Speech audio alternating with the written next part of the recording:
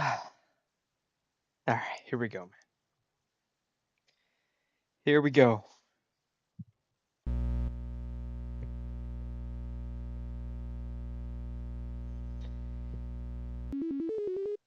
I don't know anything about this game.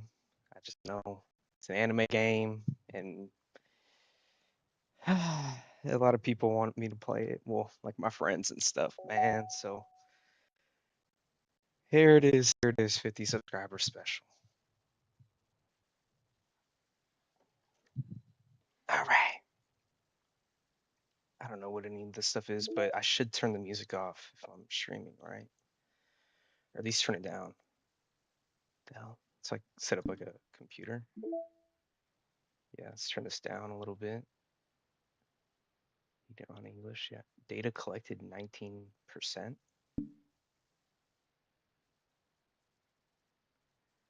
L streamer. Fuck you, man. L fan. Side stories. I don't know what to do.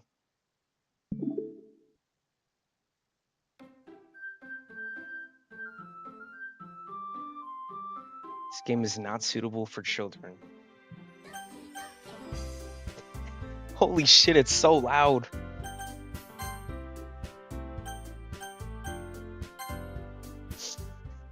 Can't believe I'm playing this, man. Alright. Skip options, skip unseen text.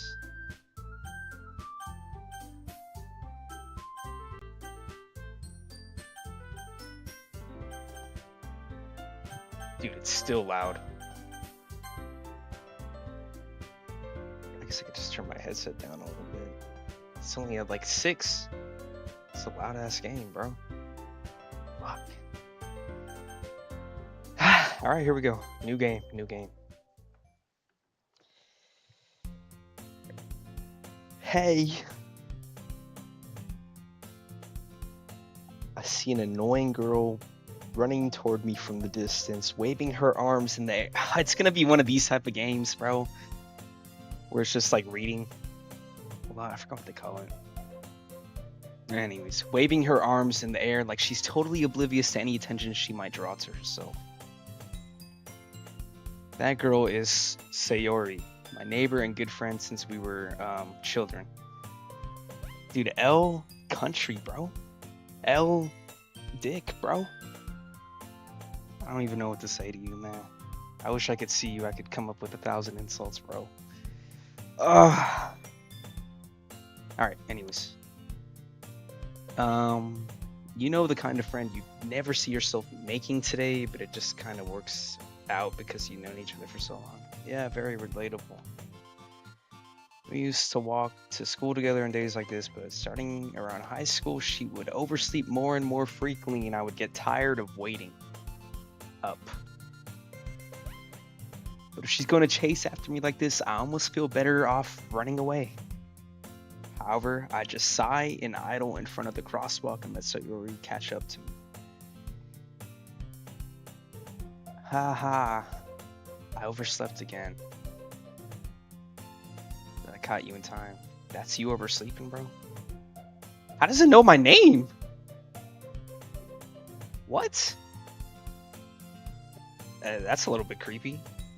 But anyways, maybe, but only because I decided to stop and wait for you. You say that like you were thinking about ignoring me. Oh, she's very sad. That's mean. I don't like how they know my name, bro. Usually, wouldn't they ask you for your name? That's a little bit weird. It's a little bit weird.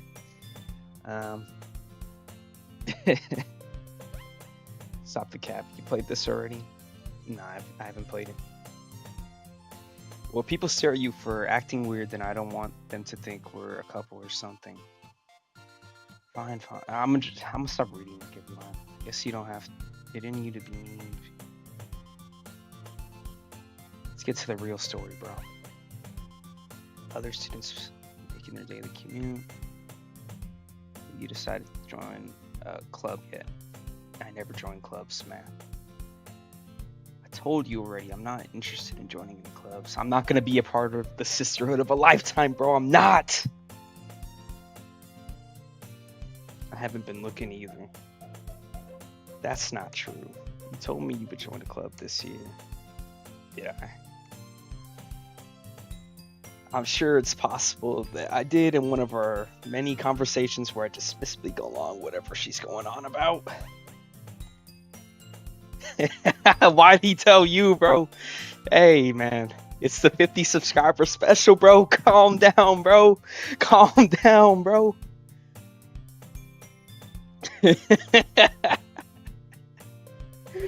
Hey. Hey, man. This is what gets views these days, man. Hey, man. I gotta sell myself, bro. The bills are coming.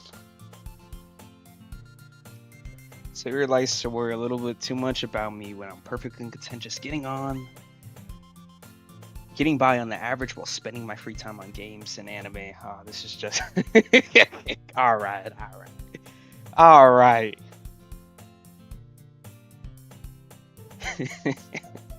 Bro acting like he MLK or something. The funny thing is, you probably played this game, man.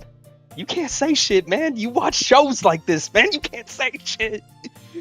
Oh, I was talking about how I'm worried that you won't learn how to socialize or have any skills before college.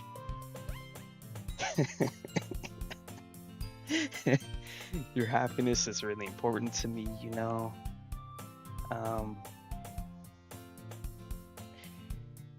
Wait. At the beginning, it said this game is not suitable for children.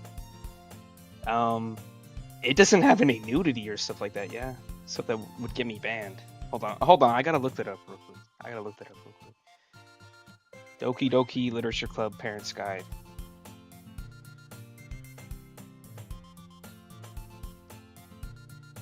Or no, I see people play it on YouTube, so... Like, I remember Noah J played it.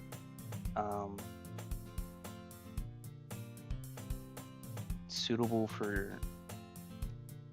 Alright, let's see. 16 plus, okay. So, I think we're good. It's not gonna have any nudity and shit like that. I do have the game because it was free though on Epic Games. Yeah. I'm sure you didn't play it, bro. The King Weeb didn't play it, bro. You trust me, right? Don't make me keep worrying about you. Alright. I'll look at a few clubs if it makes you happy. No promises though. Will you at least promise me you'll try a little? Yeah, I guess I'll promise you that. More than that, I'm surprised I even let myself relent to her. I guess seeing her worry so much about me makes me want to ease her mind at least a little bit, even if she does exaggerate everything inside of her head. Alright, bro. We're at school. What am I supposed to react to, bro? What do you mean? Where the costume at? Alright. I don't even do webcams, bro. I should have had the VTuber avatar. The school day is as ordinary as ever, and it's over before I know it. After I pack my things, I stare blankly at the wall looking for an ounce of motivation. Clubs. Sayori wants me to check out some clubs. Alright, we gotta impress the hoes, man. We gotta get a club. The voice changer, yeah, I gotta pull up with Alana's voice, bro. Real ones know about Alana. I guess I have no choice but to start with the anime club. Yeah, of course, man. We love anime. Sayori must come into this class while I was spacing out. I look around and realize that I'm the only one left in the classroom. Wow, I'm just gooning in broad day. I thought I'd catch you coming out of the classroom, but I saw you just sitting here and spacing out, so I came in. Honestly, you're even worse than me sometimes. I'm impressed. Thank you. You don't need to wait up for me if it's going to make you late to your own club. Well, I thought you might need some encouragement, so I thought, why is she blushing like that, bro? She want me. You know what? That you could come to my club? I don't, I don't know why that seems like a mistranslation or something. Sorry. Yay. There's no way I'm going to your club. Yeah, meanie. Sayori is vice president of the literature club. Really, this lazy ass girl reads? That's just not believable. Not that I was ever aware that she had any interest in literature. In fact, I'm 99% sure she only did it because she thought it would be fun to help start a new club. Since she was the first one to show interest after the one who proposed the club, she inherited the title vice president. That said, my interest in literature is guaranteed to be even less. Yeah, I'm going to the anime club. Why do you care so much anyway? Well, I kind of told the club yesterday I would bring in a new member. Don't make promises you can't keep, baby girl. And Natsuki made cupcakes and everything. Don't make oh, what? All right. Pre-played, you know. I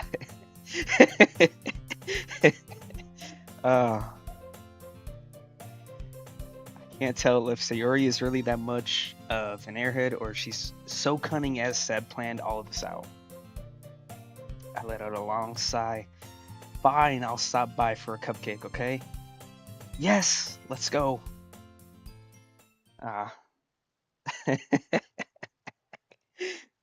And thus, today marks the day I sold my soul for a cupcake. Wait, what? I just came here for a cupcake, man. I dejectedly follow Sayori across the school and upstairs in a section of the school I rarely visit. Sayori, full of energy, swings open the classroom door. Everyone, the new member is here.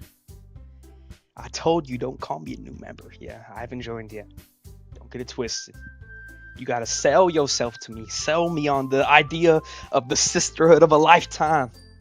Eh? I glance around the room. Whoa. Welcome to the literature club. It's a pleasure meeting you. There's always a purple hair girl. Alright. So Yuri always says nice things about you. Seriously? You brought a boy? Sexist. Way to kill the atmosphere. Yeah, PJ, what a surprise. Put me in the starting lineup, coach. Come on. Welcome to the club. All words escape me in this situation. This club is full of incredibly cute girls. Yeah. What are you looking at? Not you, sweetheart. You flat as a board. If you want to say something, say it. Sorry. Natsuki. The girl with the sour attitude whose name is apparently Natsuki is one I don't recognize. Her small figure makes her look like a first-year student. This is Gerardo's type, bro. The fresh meat! The fresh meat killer. MFK. She's also the one who made cupcakes according to Sayori. You can just ignore her when she gets moody. Sayori says that quietly into my ear, then turns back towards the other girls. Anyways, this is Natsuki, always full of energy. And this is Yuri, the smartest in the club. Which is which? I guess this is... Wait, no? Am I getting that confused? Alright, whatever. Yuri, who appears comparably more mature and timid, seems to have a hard time keeping up with people like Sayori and Natsuki. Oh, she's very shy. Well, it's nice to meet both. Wait, W investment. I thought tortas are the W investment, bro. It's nice to meet both of you. And it sounds like you already know Monica, is that right? That's right. We haven't met her before. You usually skip this part. You played this game before? It's great to see you again. Monica smiles sweetly. We do know each other well. We do know each other well. We rarely talk, but we were in the same class last year. Then how do we know each other well? Monica was probably the most popular girl in class. Smart, beautiful, athletic. She's in a literature club. All right. Basically, completely out of my league. Oh my gosh. They got every archetype here. So having her smile at me so genuinely feels a little... You hold on, let me get the nervous voice. You too, Monica. There we go. Good acting, right? Come sit down, PJ. We made room for you at the table, so you can sit next to me or Monica. I gotta remove my name off the PlayStation after this, man. This should have... Little bit invasion of privacy, bro. I'll get the cupcakes. Hey, I made them. I'll get them. Sorry, I got a little too excited. Then how about I make some tea as well? Thank you. Alright, brain rot aside, the girls have a few desks arranged to form a table. As Sayori mentioned, it's been widened so there's one space next to Monica and one space next to Sayori. Natsuki and Yuri walk over to the corner of the room where Natsuki grabs the wrap tray and Yuri opens the closet. Still feeling awkward, I take a seat next to Sayori. Natsuki proudly marches back to the table, tray in hand. Okay, are you ready? Ta-da! Oh, whoa! Natsuki lifts the foil off the tray to reveal a dozen white fluffy cupcakes decorated to look like little cats. Oh, wow. Whiskers are drawn with icing and little pieces of chocolate were used to make ears. Can they at least show the cupcakes that I came here for, bro? So cute. I had no idea you were good at baking, Natsuki. Well, you know. Just hurry and take one. So Yuri grabs one first, then Monica I follow. It's delicious. So Yuri talks with her mouth full and has already managed to get icing on her face. Don't show that. Don't show that, man. Don't show that. I turn the cupcake around and my fingers looking for the best angle to take a bite. Dude, just go in. Just go in, bro. Natsuki is quiet. I can't help but notice her sneaking glances in my direction. What's up with you? Is she waiting for me to take a bite? I finally bite down. The icing is sweet and full of flavor, and I wonder if she made it herself. This is really good. Thank you, Natsuki. Why are you thanking me? It's not like I... Oh my gosh. Haven't I heard this somewhere before? Made them for you or anything? Dude, you didn't even know I was coming. Yeah, I didn't even assume that. Alright, man. She making this weird. I thought you technically did. So you already said, well, maybe, but not for you, no. Or you, dummy. Alright. I give up on Natsuki's weird logic and dismiss the conversation. Yuri returns to the table carrying a tea set. She carefully places a teacup in front of each of us before setting down the teapot next to the cupcake tray. You keep a whole tea set in this classroom. Don't worry, the teachers gave us permission. After all, doesn't a hot cup of tea help you enjoy a good book? I guess. Oh my gosh, pre-played, bro. Streamer exposed. Don't let yourself get intimidated. Yuri's just trying to impress you. Fuck.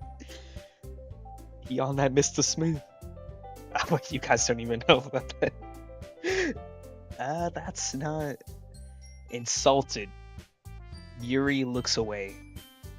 I was like reading, but I didn't really comprehend what's going on. Why is she mad? Anyways, I meant that, you know, I believe you. Well, tea and reading might not be a pastime for me, but I at least enjoy tea. Bro is not making out the hood with this one. Bro's not... Allegations. False allegations. that. Yuri faintly smiles herself in.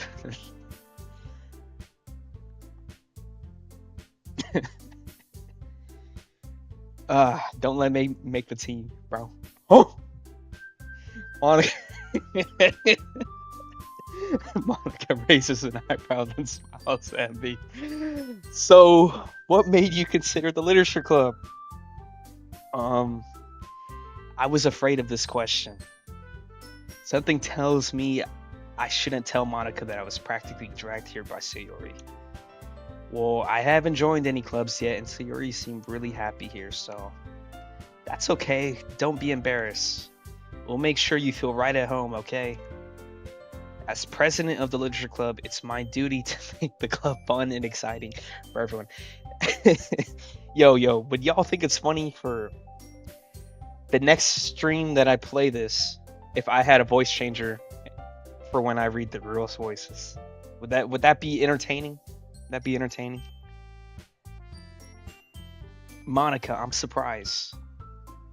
How come you decided to start your own club? You could probably be a board member for any of the major clubs. Show your face. I'm not gonna show my face. I'm in the dark in my room, bro. Why do you want to see that? Why do you want to see that, man? Alright. This is only 50 subscriber special, man. Maybe for 100 subscriber special, that'll be the face reveal. Real ones, when I streamed on Twitch one time, saw my face, but that was years ago, man. You guys aren't real fans. Weren't you a leader of the debate club last year? Aha, well, to be honest, I can't stand all the politics around the major clubs. It feels like nothing but arguing about the budget and publicity and how to prepare for events. Damn, that sounds like the sisterhood of a lifetime. I'd much rather take something I personally enjoy and make something special out of it. And if it encourages others to get into literature, then I'm fulfilling that dream. Monica really is a great leader. Yuri also nods in agreement. Nice, girls. And I'm surprised there aren't more people in the club yet. I mean, people don't really want to read, huh? Must be hard to start a new club. You could put it that way. Not many people are interested in putting out all the effort to start something brand new, especially when it's something that doesn't grab your attention like literature. Yeah, understandable. You have to work hard to convince people that you're both fun and worthwhile. But it makes school events like the festival that much more important. I'm confident that we can all really grow this club before we graduate.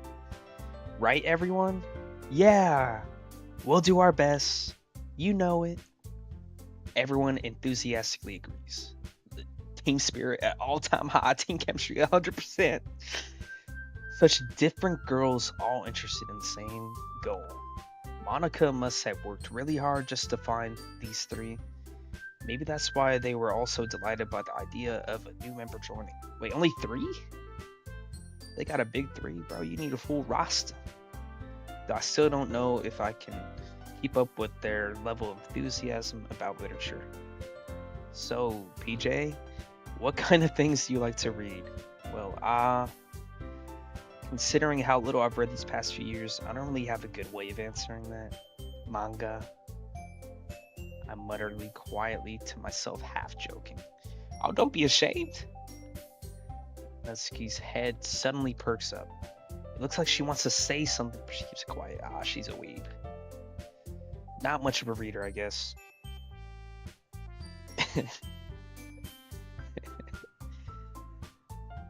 Well, that can change. What am I saying? I spoke without thinking after seeing Yuri's sad smile. I can't let her down. I can't let her down. Enemy. What about you, Yuri? Well, let's see. Yuri chases the rim of her teacup with her finger. She want me! My favorites are usually novels that build deep and complex fantasy worlds. The level of creativity and craftsmanship behind them is amazing to me. And telling a good story is such a foreign world is equally impressive. Yuri goes on, clearly passionate about her reading. Oh, I love the passion, bro. She seems so reserved and timid since the moment I walked in, but it's obvious by the way her eyes light up that she finds her comfort in the world of books, not people. She's just like me for real, acoustic. But you know, I like a lot of things. Stories with deep psychological elements usually immerse me as well. Isn't it amazing how a writer can so deliberately take advantage of your own lack of imagination to completely throw you for a loop? Anyways, I've been reading a lot of horror lately. I read a horror book. I read a horror book once. Yeah, I used to read Goosebumps all the time. I desperately grasp something I can relate to at the minimum level. At this rate, Yuri might as well be having a conversation with a rock. Really? I wouldn't have expected that, Yuri. For someone as gentle as you. Oh, I mean, come on. It's always the quiet ones, man. I guess you could say that. But if a story makes me think or takes me to another world, then I really can't put it down. Surreal horror is often very successful at changing the way you look at the world, if only for a brief moment. Really good book is I Have No Mouth and I Must Scream. That one fucked me up after I read that. Like, no bullshit. I hate horror. Oh, why is that? Well, Natsuki's eyes started over me for a split second. Never mind. That's right, you usually like to write about cute things, don't you, Natsuki? Yeah, Hello Kitty girl. What? What gives you that idea? You left a piece of scrap paper behind last club meeting. It looked like you were working on a poem called Don't Say It Out Loud. And give that back. Fine. Your cupcakes, your poems. Everything you do is just as cute as you are. The gas in her. Sayori sidles up behind Natsuki and puts her hands on her shoulder. Hey, that's my girl. Get off of her. I'm not cute. Natsuki, you write your own poems. Well, I guess sometimes. Why do you care? I think that's impressive. Why don't you share them sometime? We got game. You see the bag work right here? No. Natsuki averts her eyes. You wouldn't like them. Not a very confident writer yet. I understand how Natsuki feels. Sharing that level of writing takes more than just confidence. The truest form of writing is writing to oneself. You must be willing to open up to your readers, exposing your vulnerabilities and showing even the deepest reaches of your heart. Wow, I just love when this girl speaks. She's so profound. She's so smart, man. Do you have writing experience too, Yuri? Maybe if you share some of your work, you can set an example and help Natsuki feel comfortable enough to share hers. I guess it's the same for Yuri. I wanted to read everyone's poems. We all sit in silence for a moment. Okay, I have an idea, everyone. Natsuki and Yuri look quizzically at Monika. Let's all go home and write a poem of our own. Yes. The next time we meet, we'll all share them with each other. That way everyone is even. Yeah, let's do it. Plus, now that we have a new member, I think it will help us get a little more comfortable with each other and strengthen that bond at the club. Yep. It's a good idea. Isn't that right? Monika smiles warmly at me once again. Hold on. There's still one problem. Yeah, what's that? Alright. Here, I'm gonna prove that I played this game before, man. He's gonna say, I'm not a part of the club. I'm not even a part of the club. I never said I was gonna join. Now that we're back to the original topic of me joining the club, I bluntly come forward with what's been on my mind the entire time. I never said I would join that club. Oh my gosh! I knew it. I played this game before. Played this game before. Spoiler. Extremer exposed, bro. So you may have convinced me to stop by, but I never made any decision. I still have other clubs to look at, and I lose my train of thought. All four girls stare back at me with dejected eyes. But, I'm sorry, I thought, PJ, I'm defenseless against these girls, oh my gosh. How am I supposed to make a clear-headed decision when it's like this? Oh my gosh, bro. We can't fold under pressure, man. They got the full court press on us right here. We gotta stay locked in. That is, if writing poems is the price I need to pay in order to spend every day with these beautiful girls, right. Okay, I've decided then. I'll join the literature club. One by one, the girls' eyes light up. Yes, I'm so happy. So Yuri wraps her arms around me, jumping up and down. Hey, you really did scare me for a moment. If you really just came for the cupcakes, I would be super pissed. I mean, damn, you can't just do things out of the kindness of your heart. Then that makes it official. Welcome to the literature club. Thanks, I guess. Okay, everyone. I think with that we can officially end today's meeting on a good note. This was a little like a half court press, you know. Picture yourself in high school, man. You got baddies around you. There's no other dudes, and they're begging you to join the club, bro. That's like half court pressure. Come on, man. Put on a sweater real quick.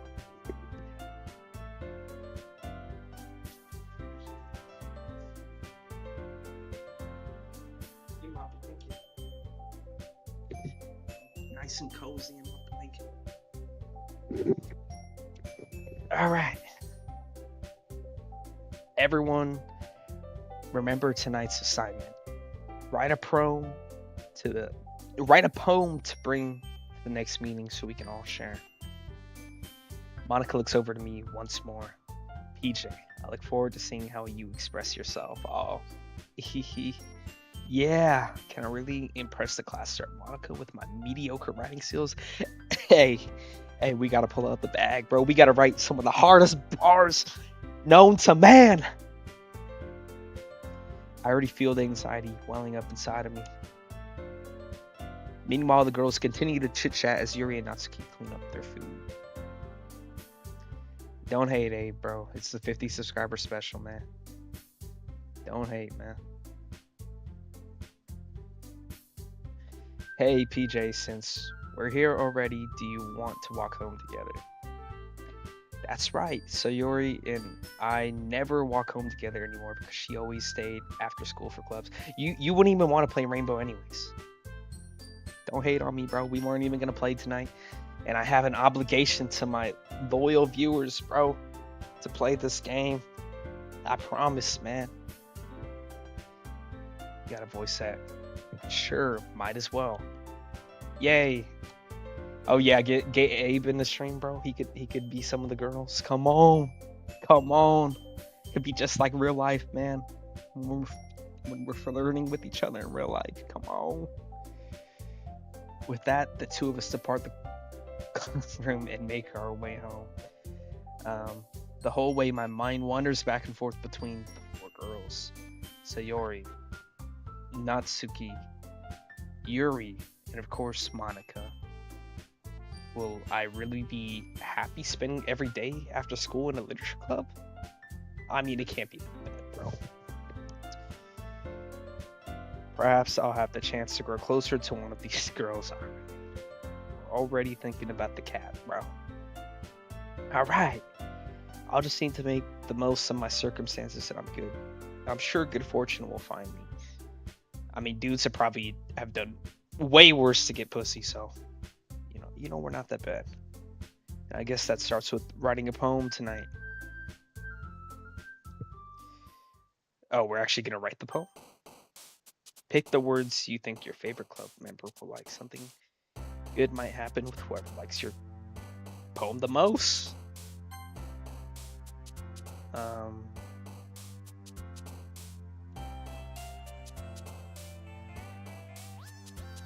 Um, what? Let's do anxiety, bro. Let's make this some dark shit. All right. Yeah, we'll do bouncy. Bouncy. Bouncy for eternity.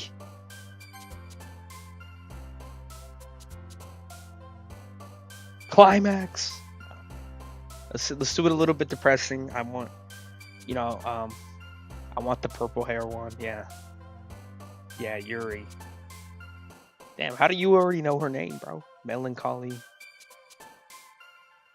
Empty. We depressed, man. No. Let's do vivid. Vivid suicide. All right.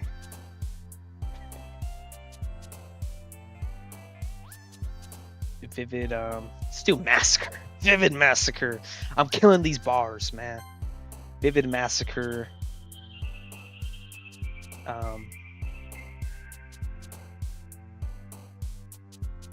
Fantasy.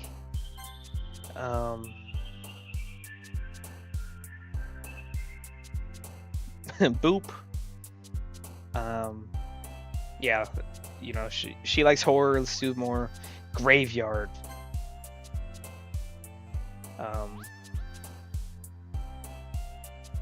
Let them know we're reliable too. Determination. Sticky.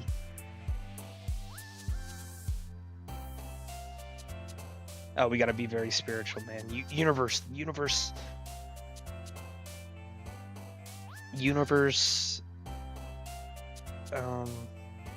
Cheeks. The universe's cheeks. Oh, the whore. Wait, is it? Okay, never mind. I thought whenever I click on one, it shows which one I was like writing for, I guess. But I think they're just bouncing randomly, bouncing. Breathe. Rainbow 6. Rainbow. Anime. A whisper. Infinite. We need our prayer. Or else we gonna die. Kawaii. And yeah, we have hope. That we gonna get up, all up in there. Hi again, PJ. Glad to see you didn't run away on us, haha. Nah, don't worry. This might be a little strange for me, but I at least keep my word. Well, I'm back at the literature club. I was the last to come in, so everybody else is already hanging out. Thanks for keeping your promise, PJ. Of course. I'm a man of my word. I'm a very honest, hardworking man. That's all you gotta know. This isn't too overwhelming of a commitment for you. Baby girl, I love commitment. Commitment is one of my favorite things in this life. Making you dive headfirst into literature when you're not accustomed to it. I could just adapt to any situation. You know what I'm saying? Oh, come on, like he deserves any slack. Sayori, you told me you didn't even want to join any clubs this year. And last year too. I don't know if you plan to just come here and hang out or what. But if you don't take us seriously, then you won't see the end of it. You gonna punish me? Natsuki, you certainly have a big mouth for someone who keeps her manga collection in the club room. What was that gonna do with anything?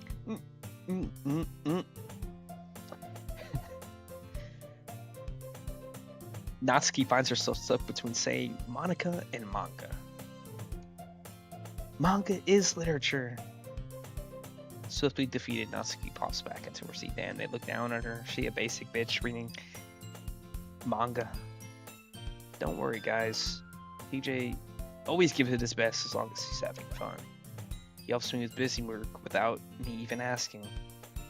Like cooking, cleaning my room. Hey, you don't gotta tell him about that. You don't gotta cockblock me like that.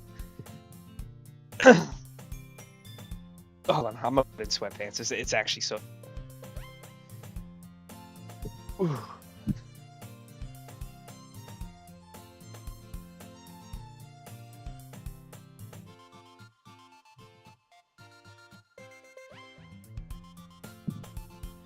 Yeah, she ain't gotta tell them that I be cleaning her room and stuff. They gonna get the wrong idea.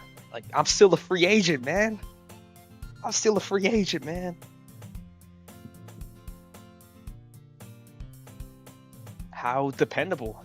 Oh, exactly, exactly. Sayori, that's because your room is messy. It's distracting, and you almost set your house on fire once. Is that so? Uh-huh. You two are really good friends, aren't you? I might be a little jealous. Wait, she just straight up saying that? We in there. How come you and PJ can become good friends too? Um, Sayori? Hmm. As usual, Sayori seems oblivious to the weird situation she has put me into. Oh. Yuri even brought you something today, you know? Wait, Sayori. Me? Not really. Don't be shy. It's really nothing. What is it? What is it? Speak your mind, baby girl. Never mind. Sayori made it sound like a big deal when it's really not. What do I do? I'm sorry, Yuri, I wasn't thinking. I guess that means it's up to me to rescue this situation. Hey, don't worry about it. First of all, I wasn't expecting anything in the first place, so any nice gesture from you is a pleasant surprise. I really don't know why she's like shy or nervous. It'll make me happy no matter what. Is that so? Yeah, I won't make it a big deal if you don't want it to be. Alright, well here. Yuri reaches into her bag and pulls out a book. I don't want you to feel left out, so I picked a book I thought you might enjoy. I didn't even bring a book? It's a short read, so it should keep your attention even if you don't usually read. And we could, discuss it if you wanted. Oh, I'm gonna have the book finished by tonight. You're gonna talk about it all day tomorrow. This is... How is this girl accidentally being so cute? She even picked out a book she thinks I'll like despite me not reading much. Gee, that waifu material. Yuri, thank you. I'll definitely read this. I enthusiastically take the book. Phew. Well, you can read it at your own pace. I look forward to hearing what you think. Now that everyone's settled in, I expect Monica to kick off some scheduled activities for the club, but that doesn't seem to be the case. So Yuri and Monica are having a cheery conversation in the corner. Yuri's face is already buried on a book. I can't help but notice her intense expression, like she was waiting for this chance. Meanwhile, Natsuki is rummaging around in the closet. Why did it transition like it was going to a new scene? We're in the same spot. I'm really curious to talk to Yuri a little bit more. But at the same time, I would feel bad for distracting her from reading. I catch a glimpse of the cover of her book. It looks like the same book that she lent to me. She rereading it just for me? She bought it. Wait, did she buy another copy too? She got some money on her too? Maybe? Or maybe she just happened to have two? I don't know. I mean, I guess books aren't that expensive. But it's the thought that counts. I said I need it. More than that, she seems to be on the first few pages. Ah. Crap. I think she noticed me looking at her. She sneaks under the gun to me and our eyes meet for a split second. Alright. That's bag work right there, bro. We talked with the eyes, and now we in. But that only makes her hide her face deeper in the book. Sorry. I was just spacing out. I'm under the sensing I made her uncomfortable. Oh, it's fine. If I was focused, then I probably wouldn't have noticed in the first place. But I'm just rereading a bit of this, so that's the book you gave me, right? Mm-hmm. I wanted to reread some of it, not for any particular reason. Oh, you needed a refresher. That's fine. That's fine, because we're gonna have amazing discussions. Just curious, how come you have two copies of the same book? Ah, well, when I stopped at the bookstore yesterday, that's not what I meant. I mean, I just happened to buy two of them. Ah, I see. That's something. There's something fairly obvious here that Yuri isn't telling me, but I decided to let it go. So I guess it's she got caught kind of lying. I guess she probably went to the bookstore yesterday to get another copy. I guess I'll definitely start reading it soon. I'm glad to hear. Once it starts to pick up, you might have a hard time putting it down. It's a very engaging and relatable story. Is that so? What's it about anyway? Well, hmm. Yuri closes the book and scans her eyes over the back. The book is titled Portrait of Markov. At first I thought it said Makarov. I was like, what? Why are you reading a book about a terrorist, bro? There's an ominous looking eye symbol on the front cover. Oh, nah. She into some like cultish shit. I don't know. It could be a red flag. Could be a red flag. Alright. I just wanted to make sure I don't accidentally give anything away. Basically, it's about this girl in high school who moves in with her long lost younger sister. But as soon as she does so, her life gets really strange. She gets targeted by these people who escape from a human experiment prison, and while her life is in danger, she needs to desperately choose who to trust. Wow. Seems pretty intense, but that seems like Outlast or something. No matter what she does, she ends up destroying most of her relationships and her life starts to fall apart. Dude, you're like spoiling the whole book. It's kind of dark, isn't it? Yuri made it sound like it was going to be a nice story, so the dark turn came from nowhere. Aha. Yuri gently giggles all of a sudden. Are you not a fan of this sort of thing? No, it's not that. I mean, I can definitely enjoy these kinds of stories, so don't worry. I hope so. Yeah, I totally forgot that Yuri is into those things. She's so shy and reclusive on the outside, but her mind seems to be completely different. We're gonna pick apart all the dark crevices of her mentals.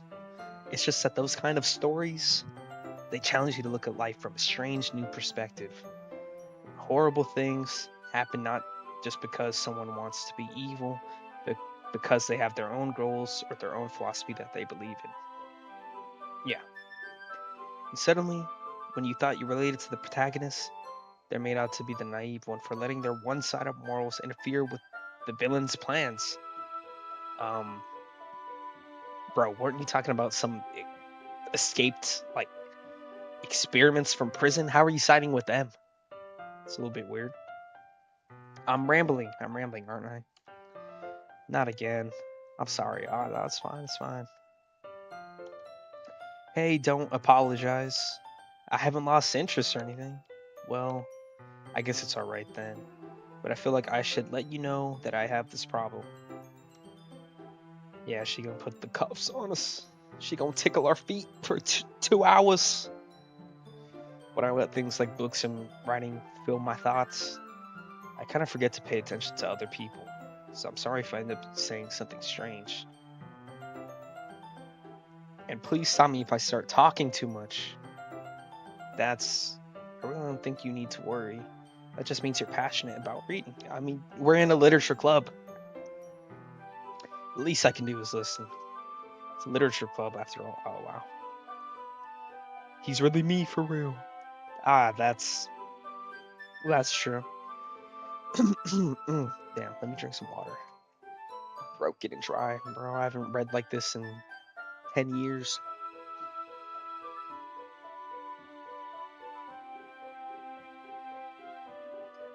Ah, in fact, I might as well get started reading it, right? You don't have to. Aha, what are you saying? Just a moment ago, you said you were looking forward to it. Let me just get the book. I quickly retrieved the book that I had put into my bag. Alright, it's fine if I sit here, right? I slip into the seat next to Yuri's. Ah, yeah, are you sure? You seem a little apprehensive. That's. I'm sorry. It's not that I don't want you to. It's just something I'm not very used to. It is reading in company with someone. It's just like sitting next to someone. I swear book clubs, don't they usually like read the same book and talk about the same book? This doesn't seem like that at all. I see. Well, just tell me if I end up distracting you or anything.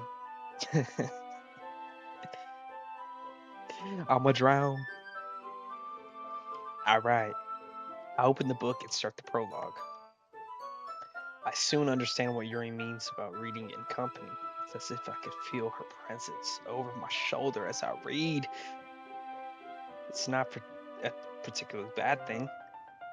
Maybe a little distracting, but the feeling's somewhat comforting. Okay. Yuri's in the corner of my eye. I realize that she's not actually looking at her own book. Oh no, is she looking at me? I glance over. Looks like she's reading from my book instead. Sorry, I didn't notice her leaning that close to me. I was just. Yuri, you really apologize a lot, don't you? I do. I don't really mean to. Sorry. Alright, there you go again.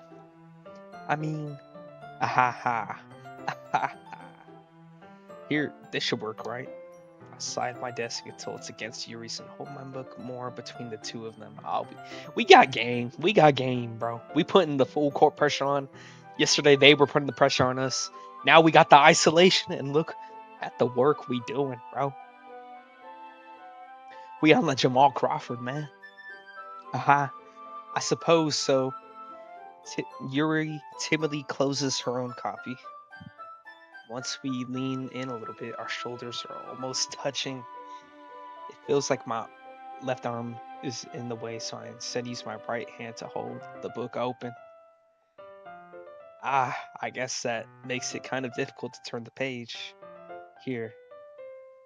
Oh wow, a scene changed? They gotta show us the point of view. Yuri takes her left arm and holds the left side of the book between her thumb and forefinger. I do the same to my right arm on the other side of the book. That way I turn a page and Yuri slides it at her thumb after it flips to her side. I mean, shouldn't we like read out loud?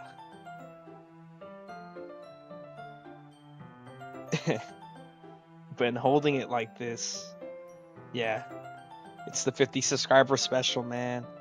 I can't play any other single player games until I beat this, bro. I kind of broke it, to be honest.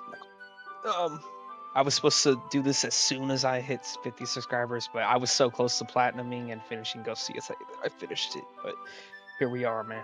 Here we are. We're huddled even closer together than before. It's actually kind of distracting me. It's as if I could feel the warmth of Yuri's face and she's in the corner of my vision. I mean, look at how much we got her blushing, bro. Of course her face is warm, bro. She wasn't ready for that Shea foul bait, bro. She can't defend this, bro. She can't. This is a free throw, man. We going to the line. Are you ready? Let's turn the page. Sorry. I think I got a little bit distracted for a second. I glance over at Yuri's face again, and our eyes meet. Oh wow, look, they changed the eyes. I don't know how I'll be able to keep up with her. That's okay. You're not as used to reading, right? I don't mind being patient if it takes you a bit longer. We got her smiling and shit. Nah, I can't do a face cam, man. I don't have a good webcam. Plus, I don't know, just in the dark. It's probably the least I could do. Since you've been so patient with me. Also, I'm streaming on my laptop, so I don't know. Yeah, I would have to like buy a webcam and like put it in front of the monitor, I guess. Or you guys would like see my profile the whole time. Since you've been so patient with me. Or I need the VTuber, bro. I need the VTuber setup. Yeah, thanks. We continue reading. Yuri no longer asks me if I'm ready to turn the page. Instead, I just assume that she finishes the page before me. So I turn it by my own volition. Is she advanced? She intelligent? She she's thoughtful. She's beautiful. She, she, she's our waifu, bro. She's our waifu, bro. We continued the first chapter in silence. Even so, turning each page almost feels like an intimate exchange. My thumb gently letting go of the page. I hope my Mr. Streamer. There's DLC to this. I should have it, I think, because this is um I think the plus version. Hold on, I guess I could check. Yeah, it's the plus version, so it should have the DLC. I would assume. So yeah, I mean, yeah, I guess I might as well play the DLC now. But anyways, my thumb gently letting go of the page, letting it flutter over to her side as she catches it under her own thumb. Hey Yuri, this might be a silly thought, but the main character kind of reminds me of you a little bit.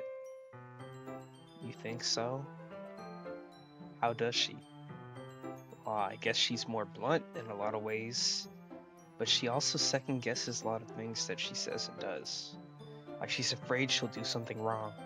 It's not like I could see into your head or anything, but they're kind of reminiscent of some of your mannerisms.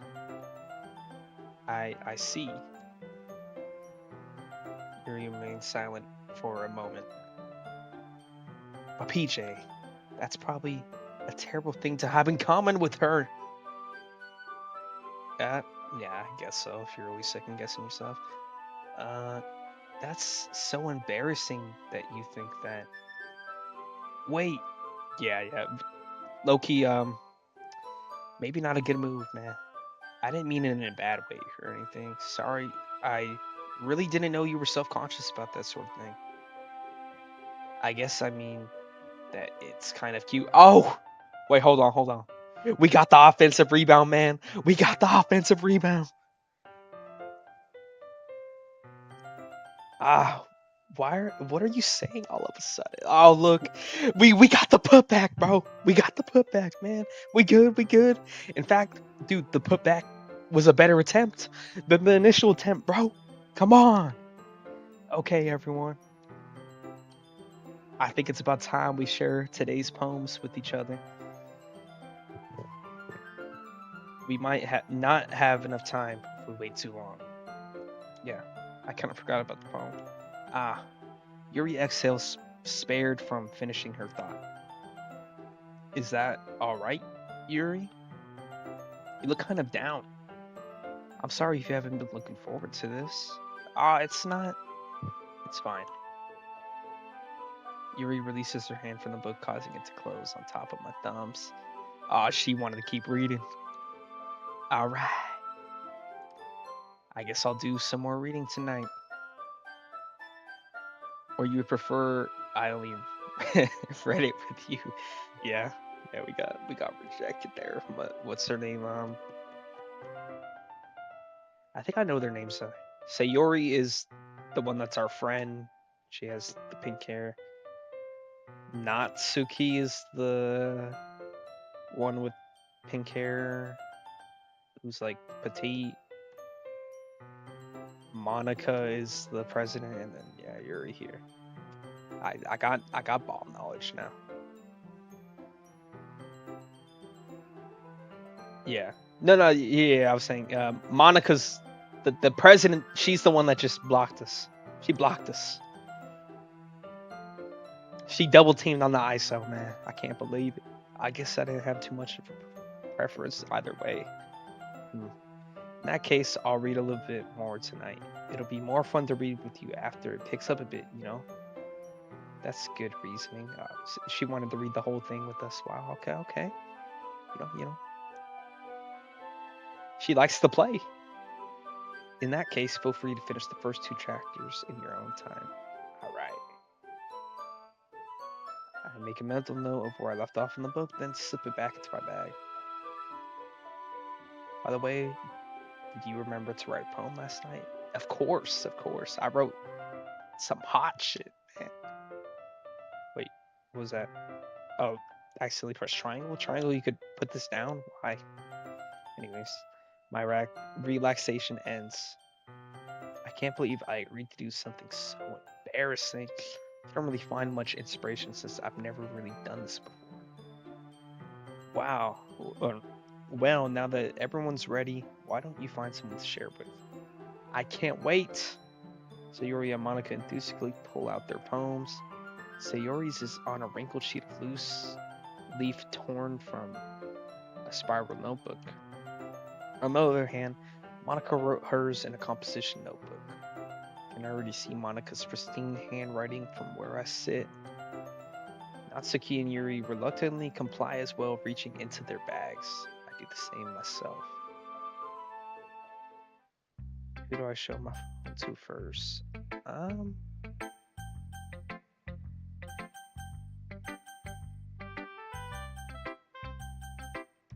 Let's impress the prez first. I should start with Monica. Yesterday she seemed eager to read my poem, and I want her to know that I'm putting in the effort. Yeah, I mean I gotta earn my spot, coach. Hi. Having a good time so far? Yeah. Good, glad to hear it. By the way, since you're new and everything, if you ever have any suggestions for the club, like new activities or things we can do better, I'm always listening. Don't be afraid to bring things up, okay? Alright, keep that in mind. Of course I'll be afraid to bring things up. I'm much better off just going with the flow until I'm more settled in. Anyway, want to share your poem with me? It's kind of embarrassing, but I guess I have to. Don't worry, we're all a little embarrassed today, you know? But it's that sort of barrier that we'll all learn to get past soon. Yeah, that's true. I hand Monica my poem. Great job. Thank you. I was going oh in my head while reading. We in. It's really metaphorical. I'm not sure why, but I didn't expect you to go for something so deep. I'm just a very complex person. There's just a lot of things in life, I reflect on, and I don't even know what I'm trying to say. I guess I underestimated you. We can earn more minutes. Let's go. It's easiest for me to keep everyone's expectations low. That way, it always counts when I put in some effort. Aha, that's not very fair. Well, I guess it worked anyway. Yeah, we were playing possum. You know that Yuri likes this kind of writing, right? Oh. That's what we wanted to hear. Bring us the ISO after this. Come on, put us back in the ISO. We trying to get the switch. Writing that's full of imagery and symbolism. Unlike Sayori, who likes using simple and direct words to describe happiness and sadness. Yuri likes it when readers are left to derive their own meaning of it. It's very challenging to write that effectively, both allowing people to get something out of it just by feel, or letting them deeply analyze all of the nuances. It could take years of practice, which I'm assuming Yuri has at this point. I never really asked, though. I'm sure I'm nowhere near her level yet. Don't worry so much about that. You do your own thing. Just keep exploring and learn by trying new things. I'm sure I'll end up trying different things a lot. It could take a while before I feel comfortable doing this. That's okay. I'd love to see you try new things. It's the best way to kind of find the kind of style that suits you. Everyone else might be a little bit biased with their own kinds of styles, but I'll always help you find what suits you the most, so don't force yourself to write the way everyone else wants you to write. Yeah, I'm gonna do me. Do my own thing. Sound like you have to worry about impressing them or anything. Ha ha. Anyway, do you want to read my poem now? Sure, sure. Let's see what you got. Let's see what type of bars you got. You sound pretty confident for someone who claims to not be very good. That's because I have to sound confident. That doesn't mean I always feel that way, you know? I see. Well, let's read it then. Alright, here we go. Let's read these bars. Hole in a wall. Glory hole. It couldn't have been me. See the direction the spackle protrudes? Well, spackle. How does she know about walls and stuff like that? She knows about construction. Okay. A noisy neighbor? An angry boyfriend? I'll never know. I wasn't home. I peer inside for a clue. No. I can't see. I reel, blind like a film left out in the sun. But it's too late. My retina's already scorched with a permanent copy of the meaningless image. It's just a little hole. It wasn't too bright. It was too deep. Stretching forever into everything. A hole of infinite choices. I realize now that I wasn't looking in. I was looking out. And he, on the other side, was looking in. What the fuck?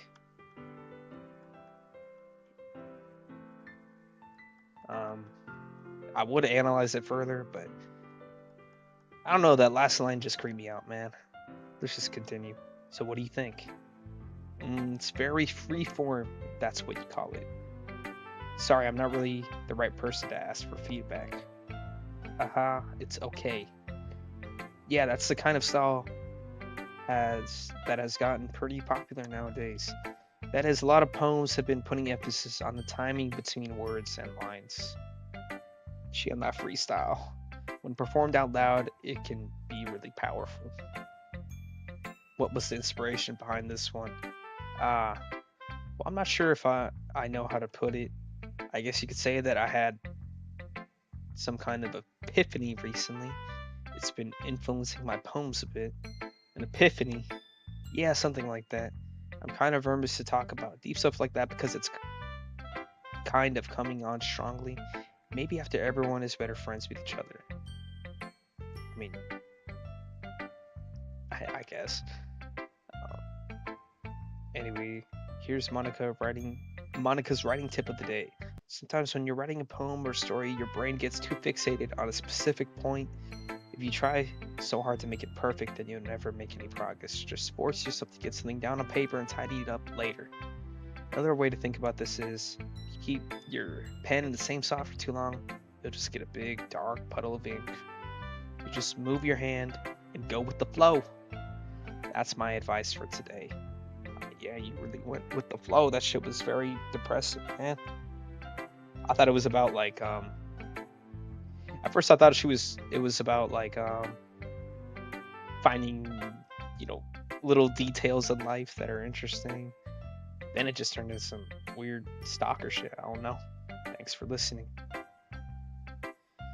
Who should I show my poem to next? Alright, give us the ISO. Give us the ISO we want. This is the matchup we want. As Yuri reads the poem, I notice her eyes lighten. Exceptional. What was that? Did I say that out loud? Yuri covers her mouth, but then ends up covering her whole face. Why are you so embarrassed to give a brother some props? Why is that so embarrassing to you? He's going to hate me. You really didn't do anything wrong, Yuri. I guess you're right. What am I getting nervous for? Yuri takes a breath. So, what kind of writing experience do you have? Your use of imagery and metaphors indicates you've written a lot of poetry before. This was off the dome. Really? That's a huge compliment coming from you. This is actually my first time, really. Huh? Yuri stares at me blankly, then looks at my poem again. Well, I know that. I just meant, Rick shows off, unable to find an excuse. Um, I mean, you could give a brother his props, bro. Say that I wrote something that was good. I mean, you said it, you thought it, and you said it out loud. But now you're over here trying to act like I'm not doing it how I do it. I don't really appreciate that type of disrespect. But let's continue. She traces her finger along the words in the poem, as if breaking it down more thoroughly. Yeah, okay. This is the reason I was able to tell. It's just that there are specific writing habits that are usually typical of new writers. And having been through that myself, I kind of learned to pick up on them. I think the most noticeable thing I recognize in new writers is that they try to make their style very deliberate. In other words, they tend to pick a writing style separate from the topic matter and they form fit the two together. The end result is that both the style and the expressiveness are weakened. Once Yuri finds her train of thought, it's as if her demeanor totally changes. Her stammering is completely gone and she sounds like an expert. Of course, that's not something you can blame for. I mean, damn, you could have just said good job. Like, shit, it's good for my first time, ain't it? There's so many different skills and techniques that go into writing even a simple poem. Not, not just finding them and building them, but getting them to work together is probably the most challenging part. It might take you some time, but it all comes from practice and learning by example and trying new things. When you first read it, you said it was exceptional. Now you acting like I'm making some rookie mistakes or something. I also hope that everyone else is in the club gives you valuable feedback. Yeah, I mean, I don't know. Yours was like mixed. Yours was mixed feedback. I'm disappointed by your reaction, man. You were talking like I was a vet at first, and then now you're acting like I'm just a rookie. Natsuki can be a little biased though. Biased how? Um, well, never mind. I shouldn't be talking about people like that. Sorry. It's fine. Not sure if Yuri's apologizing to herself, to me, or to Natsuki. Do you mind if I read your poem now? Please do. Oh, she's very happy. Alright, let's see it. After all, isn't this supposed to be a literature club? Alright. That's kind of short. Ghosts under the light. The tendrils of my hair illuminate beneath the amber glow. Bathing. It must be this one. The last remaining streetlight to have withstood the test of time. The last yet to be replaced by the sickening blue-green hue of the future. I bathe. Or, is that what it says? I bathe. Calm, breathing air of the present, but living in the past. The light flickens. I flicken back. Wait, what? I bathe. Calm, breathing air of the present, but living in the past. It was aight. It was pretty good. I'm sorry I have such terrible handwriting. What? I wasn't thinking that at all. But it took you a long time to read. Because you wrote in like cursive that like fucking Thomas Jefferson wrote in. Well, I guess I just don't read script very often. I actually think your handwriting is pretty. That's a relief. Also, I like the poem. Even though it's short, it was really descriptive. It wasn't too short. I usually write longer poems. Not at all. I'm really glad you like it. I'll be honest, since it's our first time sharing, I wanted to write something a little more mild. Oh my gosh, stop. Why you acting like you gotta dumb down things for me? Shit. Something easy to digest, I suppose. That's easy to digest? The hell are you talking about, bro? Are you into ghosts, Yuri? Hoo. Actually, the story isn't about ghosts at all. Oh, now I sound like a dumbass. I knew that. Really? I must have totally missed the point. Well, I suppose you only did glance over it after all. But remember that poets often express their own thoughts, feelings, and experiences in their work. They usually do more than tell a simple story or paint a picture. In this case, perhaps the subject of the poem is only being symbolically compared to a ghost. lingering in her last remaining place of comfort, unable to let go of the past. It's soon to be left with nothing. That's a lot more solemn putting it that way. I haven't even thought of that. That's impressive. Eh, it's nothing really. Yours was impressive too, so nah. If anything, I could probably learn a thing or two from you. Think so? Yeah, of course. I mean, you were literally giving me a whole ass lecture, bro. Ah, she has like bipolar or something. You know, I was really nervous about doing all this, but in the end, I enjoyed it. I'm going to keep doing my best for you. For me? Ah, me too. I'm gonna do the best for myself too. So I poke 2 next. I don't know. Doesn't really matter. I don't think she's gonna like it. You know, I'm very dark. It was a very emo poem. Well, it's about what I expect from someone like you. What's that supposed to mean? Well, excuse me. It's not like I said it was bad. Just didn't evoke any emotions. So basically, it's not cute enough for your taste. Do you want to get smacked? Yes, mommy? I'll pass. Sigh. Well, anyways, I guess I need to show you mine. Not that you'll like it. Eagles can fly.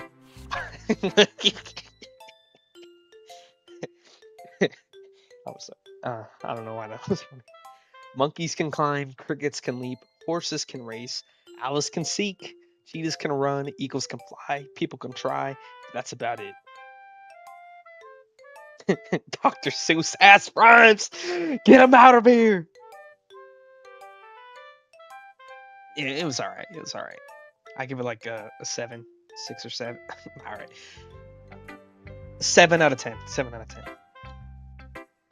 Damn it, bro. I forgot I can't say those numbers these days, man. I told you that you weren't gonna like it. I like it. What? Just be honest. I am. Why are you so convinced that I wouldn't like it? Well, because everyone in high school thinks that writing has to be all sophisticated and stuff, so people don't even take my writing seriously. But isn't the point of poems for people to express themselves?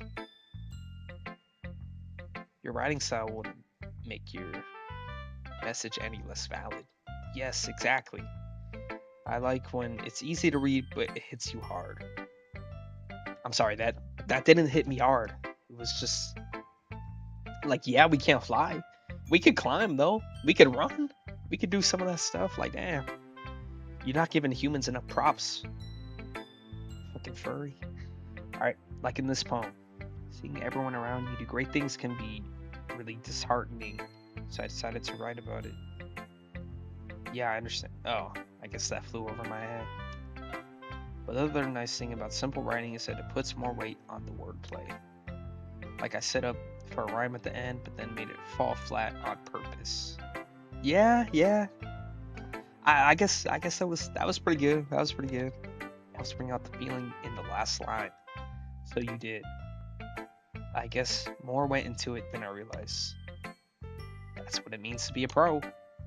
I'm glad you learned something. Didn't expect that from the youngest one here, did you? Yeah, I guess not. I decided to humor her with that last comment.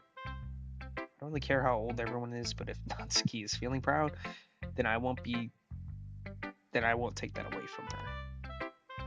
Alright. Let me drink some water. Like, my throat is actually getting so dry.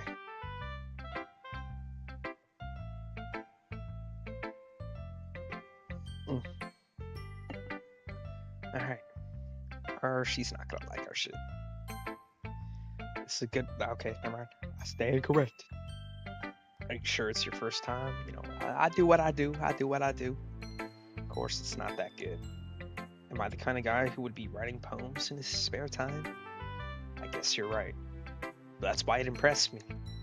Well, to be honest, I was afraid that you wouldn't do it seriously, or that you wouldn't write one at all. I'm really happy just that you wrote one. It just reminds me of how you're really a part of the club now. Not to mention the fact that I'm standing in front of you in the club room. Well, of course. I'm not really into it yet, but that doesn't mean I'll break my promise. I'm saying I'm not into it. I'm kind of capping though. I was literally reading a book with that one girl. See, it's like I said before, PJ. Deep down, you're not selfish at all. Try new things like this for other people. That's something that only really good people do. Thanks, Sayori. I'm not sure if Sayori sees the full picture of my motive here. Yeah, we undercover. I can't deny that she's part of the reason I joined. Knowing how much this means to her and all. Yeah. And I'm going to make sure that you have lots of fun here, okay? And this will be my way of thanking you. Alright, I'm going to hold you to that then. Wait, what? How is she going to thank me? Now you read my poem too, right? Don't worry, I'm really bad at this. We'll see about that. Dear sunshine, the way you glow through my blinds in the morning, it makes me feel like you miss me. Kissing my forehead to help me out of bed, making me rub the sleepy from my eyes. Are you asking me to come out and play? Are you trusting me to wish away a rainy day? I look above, the sky is blue. It's a secret, but I trust you too. If it wasn't for you, I could sleep forever, but I'm not mad. I want breakfast. All right. It started off good, and then the ending just... What is that, bro? You didn't finish. She didn't finish in the clutch. She didn't finish in crunch time, Sayori. It's just a guess, but did you wait until this morning to write this? No. Just a little bit. You can't answer just a little bit to a yes or no question. I forgot to do it last night. Well, at least that makes me feel a little bit better about myself. Don't be mean. I still tried to do my best. Yeah. I didn't mean to say it was a bad poem. It came out nice, or how should I put it? It sounds just like you. Really? Yeah. Especially that last line. I made eggs and toast. Even though you were late to school? It's bad to skip breakfast. I get all cranky. I guess there's no point in arguing. She's not you when she's hungry. Or she's not her until I fucked it up, but whatever that Snickers line is. Anyway, thanks for showing me. This was so much fun. Monica's the best. Yeah. Next time I won't forget. I'm gonna write the best poem ever. I guess I look forward to it. Alright. We wrote a good poem. Everybody liked it. Especially the shy one. And as we're in the room, this was a little more stressful than I anticipated. As if everyone is judging me for my mediocre writing abilities. Bro, they all said it was good. Jeez, insecure ass. Even if they're just being nice, there's no way my poems can stand up to theirs. This is the literature club after all. I sigh. I guess that's what I ended up getting myself into. Across the room, Sayori and Monica are happily chatting. My eyes land on Yuri and Natsuki.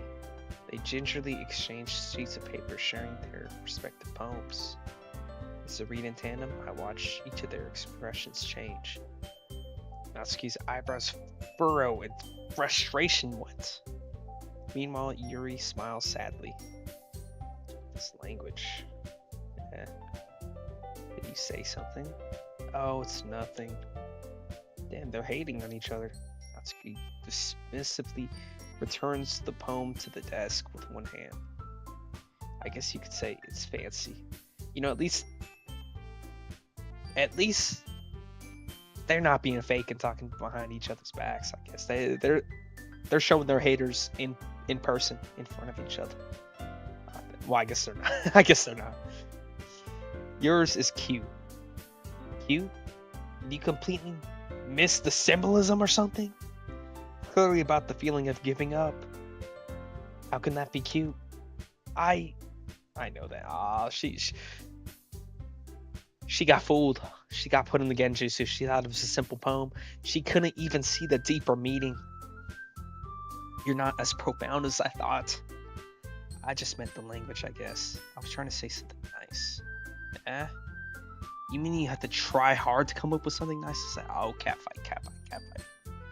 Thanks, but it didn't really come out nice at all. I do have a couple suggestions. Oh, wow. If I was looking for suggestions, I would have asked someone who actually liked it. Which people did, by the way. Sayori liked it, and PJ did too. So based on that, I'll gladly give you some suggestions of my own. First of all, excuses. I appreciate the offer, but I've spent a long time establishing my writing style. I don't expect it to change anytime soon, unless, of course, I come across something particularly inspiring. Can't take criticism, which I haven't yet. And PJ liked my poem too, so, you know, let me guess. They're about to ask which one I like better. And he even told me he was impressed by it. Natsuki suddenly stands up. Oh? I didn't realize you were so invested in trying to impress our new member, Yuri. It's not what I said. You're just... Yuri stands up as well. Maybe you're jealous that PJ appreciates my advice more than he appreciates yours. Huh? How do you know he didn't appreciate my advice more? Are you that full of yourself? No, if I was full of myself, I would deliberately go out of my way to make everything I do overly cutesy. Damn, they straight hating on each other. It's all coming out. Is everyone okay? Well, you know what? I wasn't the only one who's... Alright. I wasn't the one whose boobs magically grew a size bigger as soon as PJ started showing up. She wearing the push-up? She exposed her? Natsuki. Natsuki, that's a little... This doesn't involve you. I don't like fighting, guys. Suddenly both girls turned towards me as if they just noticed I was standing there. They fighting over me. We in. It's the easiest layup of my life. We wide open on the break, bro. The defense isn't even, you know, it's one of those passes where they turn the ball over and you're already down the floor cherry picking. And, you know, so the defense already gives up. They're at half court. They let you do your little layup, little dunk. You know what I mean? This is right here. They fighting over me. I didn't even do nothing, bro. This is just my basic size up moves, bro. This is triple threat, bro. My jab step got them acting like this, man. Come on. Suddenly, both girls turned towards me as if they just noticed I was standing there. PJ, she's just trying to make me look bad. That's not true. She started it. I mean, from what the other girl said, it seemed like this girl, yeah, she put a push-up bra or something. If she could get over herself and learn to appreciate that simple writing is more effective, this wouldn't have happened in the first place. What's the point in making your poems all convoluted for no reason? The meaning should jump out at the reader, not force them to have to figure it out. Help me explain that to her, PJ. Wait, there's a reason we have so many deep and expressive words in our language. It's the only way to convey complex feelings and meaning the most effectively. Avoiding them is not only necessary, unnecessarily limiting yourself, it's also a waste. You understand that, right, PJ? Well, how did I get dragged into this in the first place? It's not like I know anything about writing. But whoever I agree with, they'll probably think more highly of me. So, of course, it's going to be...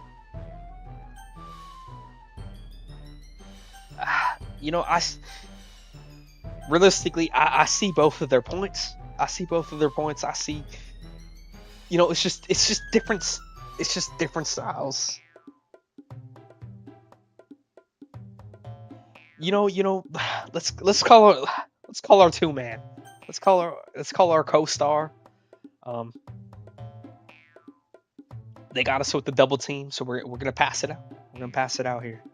Natsuki glares at me, drawing up at any words I had in my mouth.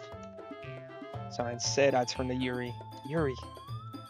But Yuri's expression is so defensive that I can't bring myself to say anything to her. Sayori! Eh, yeah. Everyone's fighting is making Sayori uncomfortable. How can the two of you keep fighting when you know you're making your friend feel like this? EJ, well, that's her problem. This isn't about her. I agree. It's unfair to interject their own feelings into our conflict. Yeah, unless Sayori wants to tell someone what a stuck-up jerk she's. Unless Yuri wants to. Unless Sayori wants to tell Yuri what a stuck-up jerk she's being. I mean, this is a literature club, bro. She can't provide some of her input. Like, damn.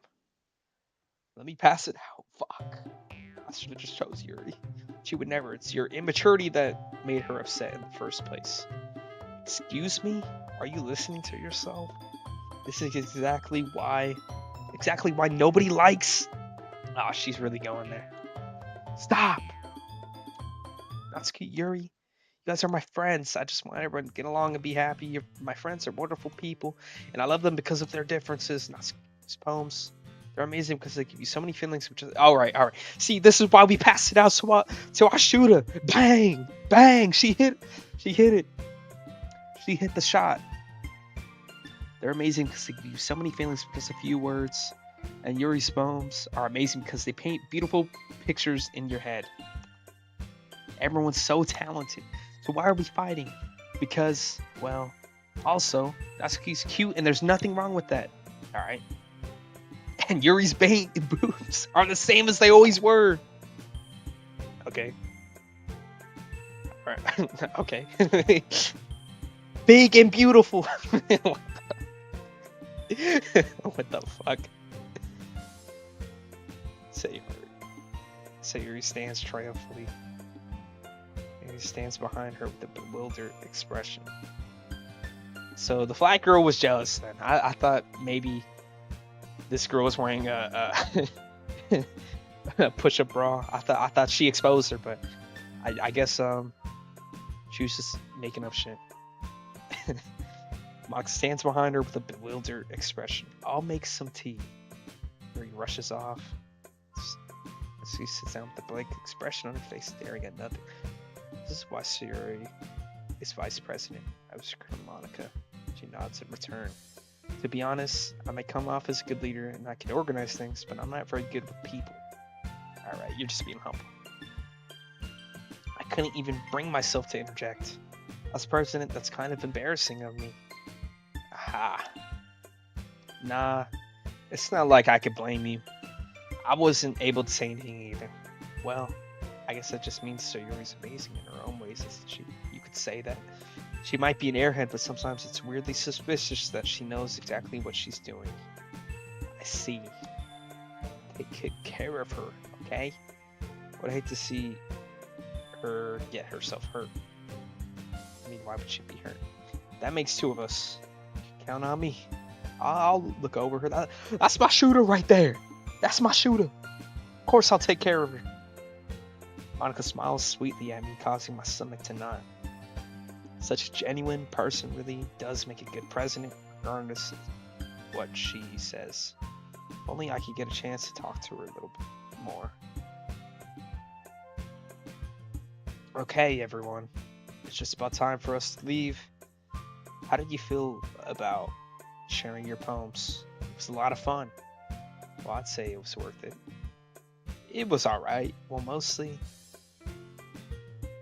Oh, I thought she was going to say something after. Jay, how about you? Yeah, I'd say the same. It was a neat thing to talk about with everyone. Awesome. In that case, we'll do the same thing tomorrow. And maybe learn something from your friends too, so your poems will turn out even better. I think to myself, I did learn a little more about the kinds of poems everyone likes. With any luck, that means I can at least do a better job of impressing those I want to impress. Nod to myself with newfound determination. PJ, ready to walk home? Sure, let's go. Yeah. Sayori beams at me. It truly has been a while since Sayori and I have spent this much time together. I can't really say I'm not enjoying it either. Hold on, let me turn the brightness down a little bit. Shit hurting my eyes. Reading in the dark. Oh yeah, I think I have a there's like a low blue light setting. Yeah, turn that on. Oh my gosh.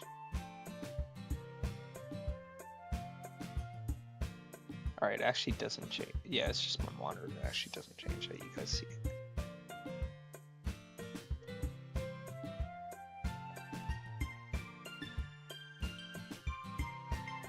All right, there we go. So I don't get like eye strain. All right, Sayori. About what happened earlier. What do you mean? You know, between Yuri and Natsuki. Does that kind of thing happen often? No. It's really the first time I've seen them fight like that. I promise they're both wonderful people.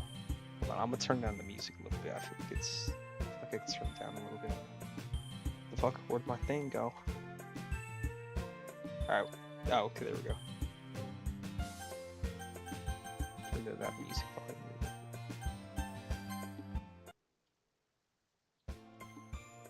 Damn, I feel like it's still loud even on one tick, but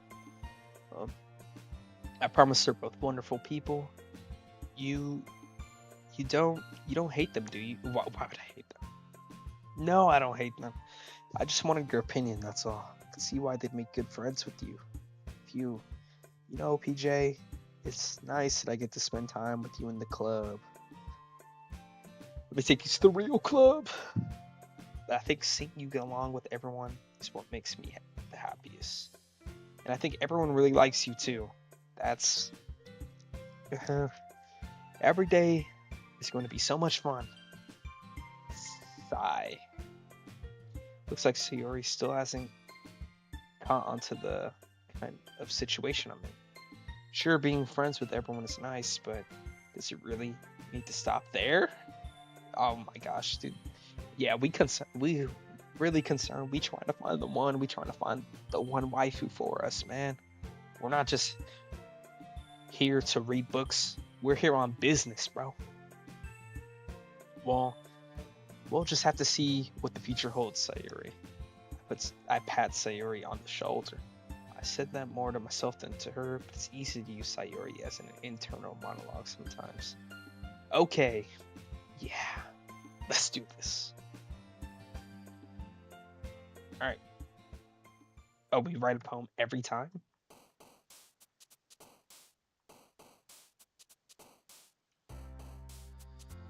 Okay,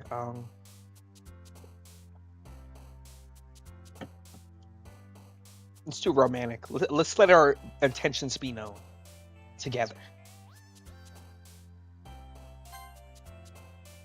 Unending.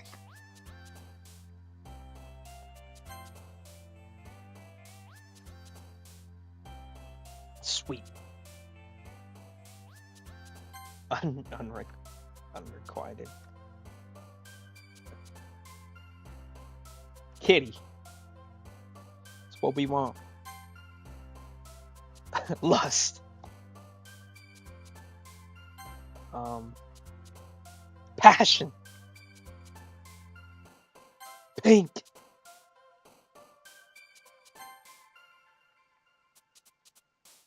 Get under my blanket. Desire.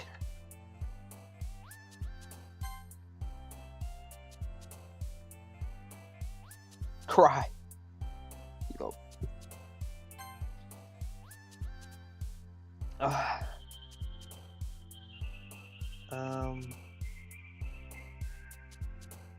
I'm sad because I haven't got it yet. I'm sad because I haven't experienced the pleasure. Let me get a rose with a lot of variants. And I want to see you in a nightgown. And I want to get married. And I want to see you bouncy. Again. And our love's like an inferno.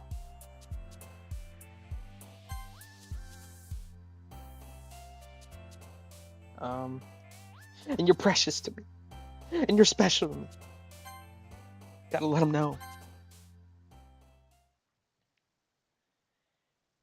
Alright, it's gonna be the same thing. Alright, another day passes and it's time for the club meeting already. I've gotten a little more comfortable here over the past couple days.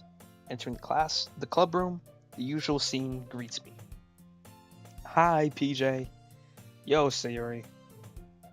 Looks like you're in a good mood today. Uh-huh. I'm just still not used to you being in the club, that's all. We'll get used to. I'm here every day. I see. That's a pretty simple thing to get you in a good mood. But I guess it's always the simple things for you anyway. Speaking of which, I'm kinda hungry. Will you come with me to buy a snack? Sure. No thanks? Alright. That's not like you at all. I have my reasons. Why don't we take a look at your purse, Sayori? Why that all of a sudden? No reason, really? I just wanted to look at it. Oh, she got the snacks on deck in her purse, huh? Sayori, nervous. Oh, she want me to be her sugar daddy. Oh, I can't believe it. She fumbles with the latch and gets it open. She turns it upside down and lets it contents spill onto the desk. Like 2 small coins fall out. Ha. I knew it. I can see right through you, Sayori. That's not fair. How did you even know? I know you're a broke bitch. I know. It's okay. I'ma save you. If Yuri says no, I'ma save you. It's simple. If you hadn't enough money in the first place, you would have bought a snack before coming to the club room. So either you're not hungry or wanted an excuse to take a walk. Or you plan to conveniently forget. You spent all your money so that I would let you some. There's one more thing. Are we on that death note right now? Are we on that like Yagami, that L? You're always hungry. So that only leaves one option. I give up. Don't make me feel guilty. If you feel guilty, that means you deserve to feel guilty. Aha. Yuri said and giggles. You like that? You like that? I'm a comedian. I didn't notice that she was listening in. Faces in her book as always. I wasn't listening or anything. It was just something in my book. Yuri. Tell Peach to let me borrow some money. Don't get me involved like that, Sayori. Besides, you should only buy what you could responsibly afford. Frankly, the pulling a mischievous little something like that you're suffering is fair enough retribution. Damn. I didn't mean that. I got too absorbed in my book. I really like when you speak your mind, Yuri. Doesn't happen much, but it's a fun side of you. Yeah, it was pretty funny actually. There's no way you could think that. You were right though. I did something bad. Now I have to accept the revolution. The revolution? Viva la vida. Retribution. That. Still coming for you, Sayori. I guess there's a little devil inside of all of us, isn't there? Okay. She opening up. Don't let her fool you. Sayori knows exactly what she's doing. After all, she told you guys she was bringing me to the club before she even told me. But you wouldn't have come if it weren't for the cupcakes. So I had to trick Natsuki into making them. Come on, give me more credit than that, Sayori. Okay, so yeah, anyways, you still had to trick that girl into doing that, so... Out of nowhere, something smacks Sayori in the face and tumbles onto the desk. Damn. Yeah. Ow. What was that? A cookie? I don't know if it's a giant cookie wrapped in plastic. Let me guess, they threw that at her. They heard she hungry, they're like, fine, bitch. Threw that at her. Is this a miracle? It's because I paid my restitution. Retribution. Actually, that one almost worked. Yeah, I was about to say that one actually makes sense in that context. I was just gonna give it to you, but then I heard you blab about the cupcakes.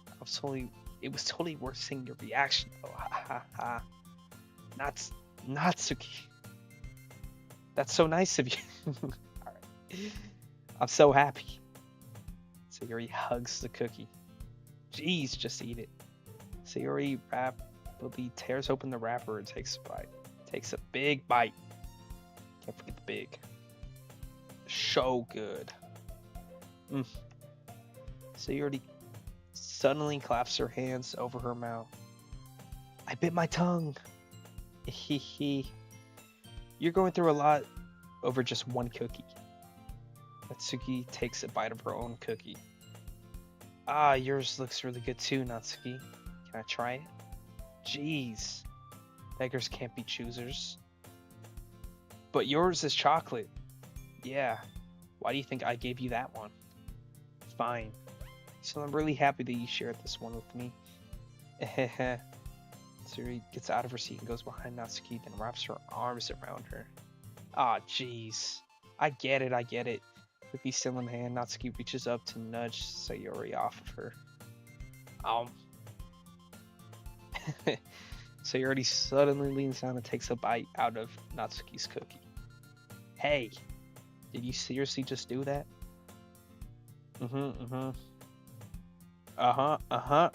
Mouthful, Sayori trots away to safety. Yuri and I laugh as well. Jeez, you're such a kid sometimes. Monica, can you tell Sayori? Natsuki glances around. Monica is in the club room. Ugh. Where's Monica anyway? I mean, isn't she an athlete? She'd probably be doing sports or something. Good question. Have you heard anything about her being late today? Not me. Yeah, I haven't either. That's a bit unusual. Oh, she's okay. Of course she's okay. She's probably just had something to do today. She's pretty popular after all. Yeah, she got hoes. You don't think she has a... Aha, I wouldn't be surprised. She's probably more desirable than all of us combined. Oh, if only you knew, baby girl. If only you knew. That's not true. Excuse me? Suddenly the door swings open. Sorry, I'm super sorry. There you are. I didn't mean to be late. Hope you guys weren't worried or anything. Monica chose the club over her boyfriend after all. You're so strong-willed. But boyfriend? What on earth are you talking about? Monica quizzically glances at me.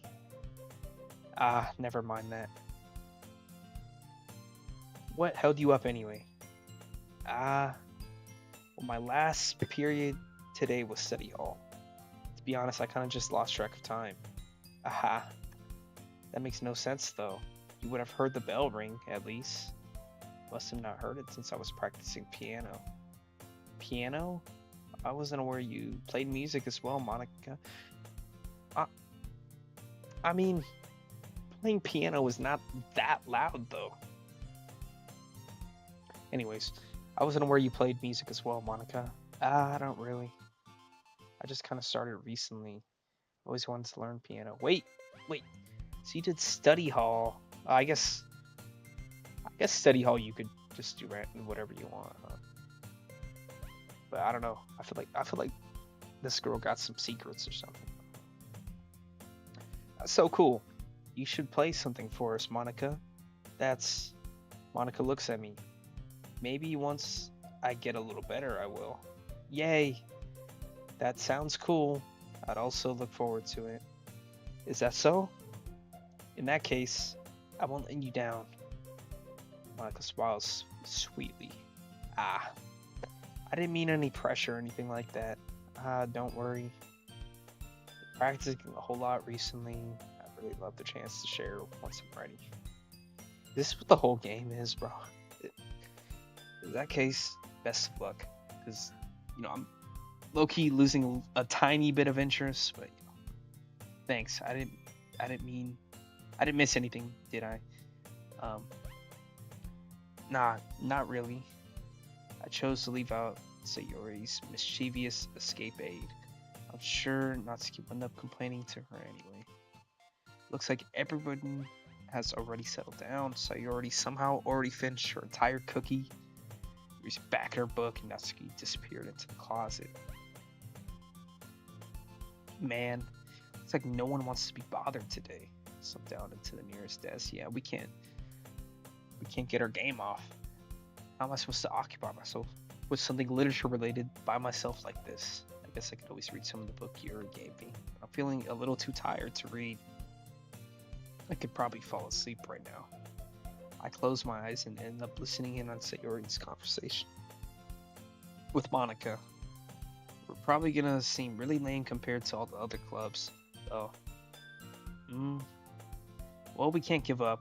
The festival is our chance to show everyone what literature is all about. The problem is that the idea of literature club sounds too dense and intellectual, but it's not like that at all, you know? You just need a way of showing that to everyone. Something that speaks to their creative minds. That doesn't solve the problem, though. What do you mean? Even if we come up with the most fun thing ever, nobody will come in the first place if it's a literature event. It's more important to figure out how to get people to show up in the first place, you know? You got 4 beautiful girls here, bro. That's the reason why I'm here, bro. People are gonna come. So it's important to figure out how to get people to show up in the first place, you know? And after they come, we can do a thing to speak to their creative minds. What's this? Sayori's taking this really seriously. It's rare to hear her deliberating like this. Huh, that's a good point. In that case, do you think food will do the trick? What kind? Well, I guess we could... Cupcakes? Aha, good thinking. Natsuki would love that.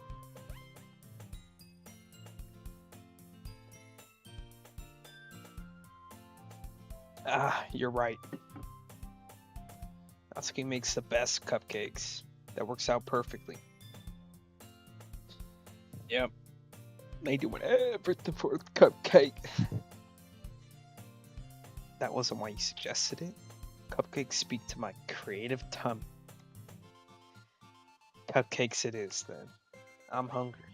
Anyway, we still need to work out the details of the event itself. I find myself smiling. Then Sayori is still her usual self, but therein lies the unexpected reason I admire her.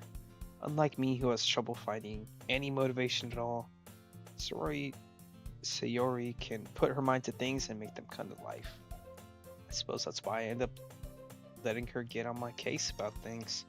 I can't help but wonder what it would be like to see the world through her eyes. Whoa. And then she's like right up in my face. Ooh-ah! Open my eyes to see Sayori's face, feeling my vision. I nearly fall out of my chair. She jump scared me. Sorry. Wait, actually I'm not sorry at all. It's your fault for sleeping like that.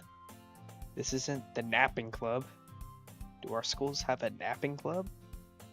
You're staying up late again, aren't you? Now that you're in a club, you're gonna have less time for anime, you know? You need to get used to it. Don't say that so loud. I glance over my shoulder to see if Monica overheard. It's true though. Yeah. I know. You're always looking out for me, Sayori. It's what I do best. That's a problem. Why is that a problem? What about you? You look out for me better than you look out for yourself.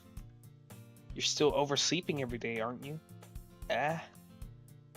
Not every day. That's not very convincing.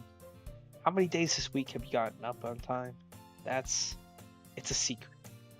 I knew it. Come on, at least give me the benefit of the doubt. I can't even do that. Look, Sayori, it's written all over you. Sayori glances around at herself. How is it written all over me? You were clearly in a rush this morning. Look, your hair is sticking out all around here. I run my fingertip down the side of Sayori's hair, trying to straighten it out. You see our bag work, bro. We got the jab steps, bro.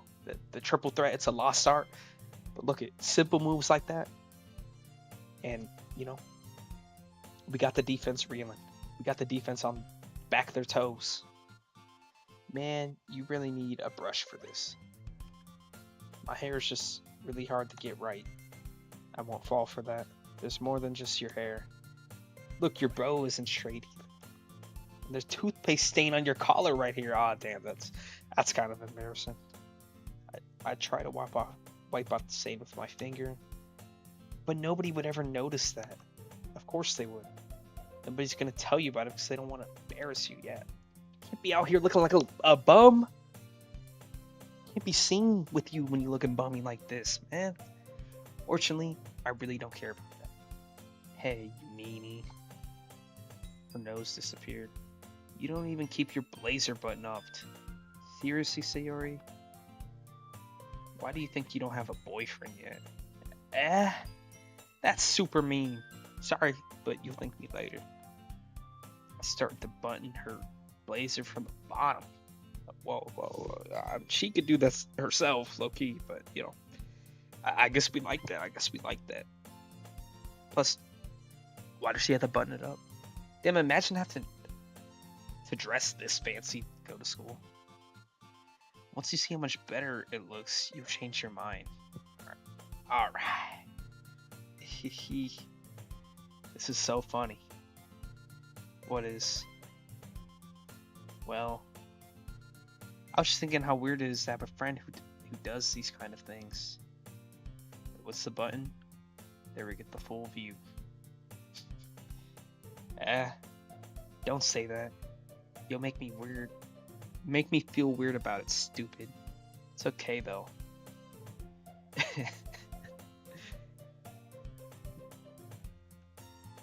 I'm happy we're like this. Yeah. We're close friends. We're benefits, aren't you? I guess.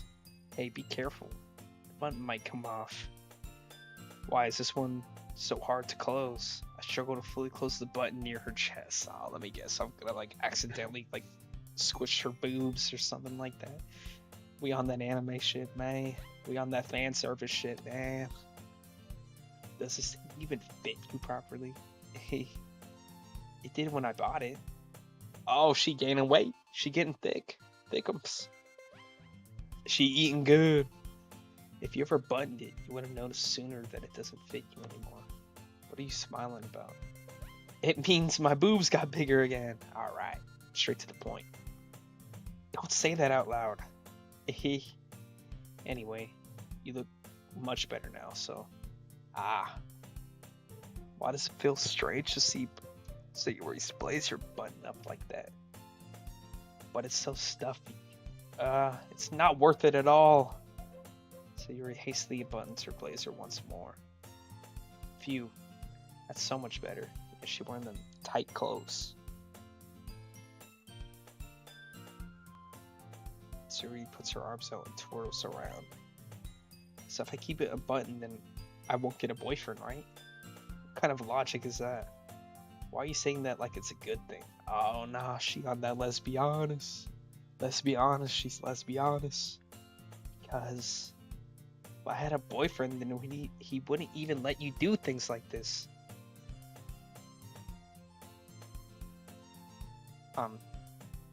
Sure. Damn. That's the reason why you don't want a boyfriend? And you take care of me better than anybody else would anyway. So that's why I'm keeping it unbuttoned. Damn, she's like throwing herself. She's throwing the lob. She's throwing the lob. Stop saying all these embarrassing things. I didn't say anything embarrassing. Jeez. Anyways, just focus on trying to wake up a little easier.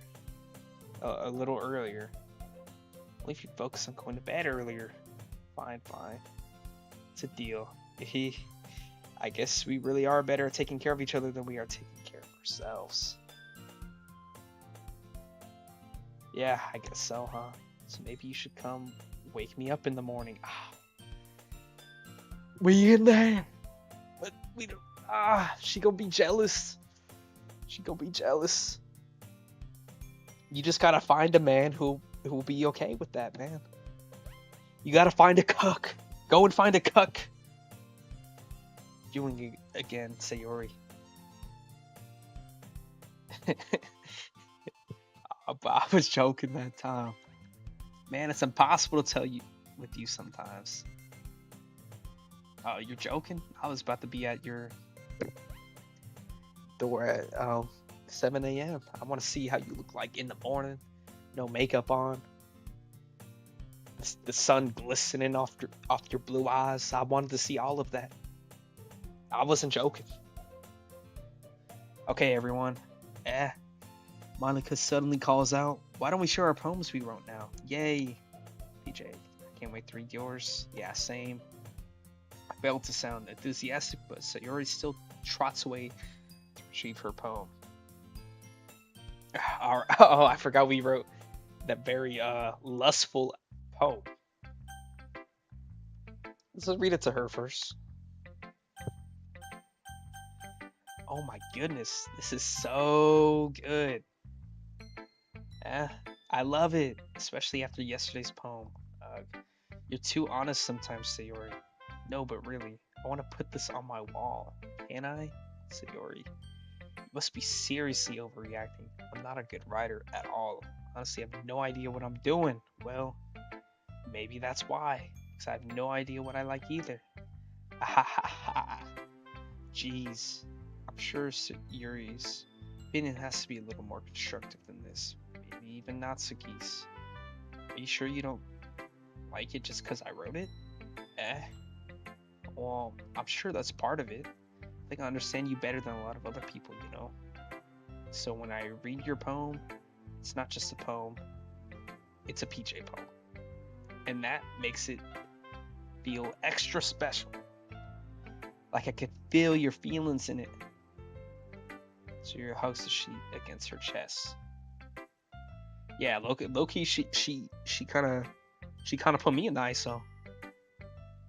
She kind of put me in the ISO. I'll take it though. Post me up. You're so weird, Sayori.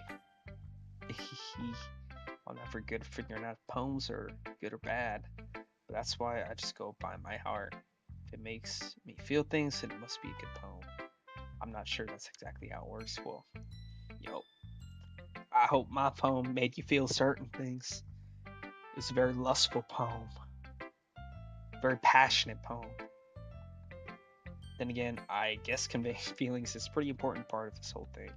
Yeah, maybe. Honestly, I don't even know what kind of writing you like in the first place. Yeah, me neither. Why don't you at least try giving it some thought?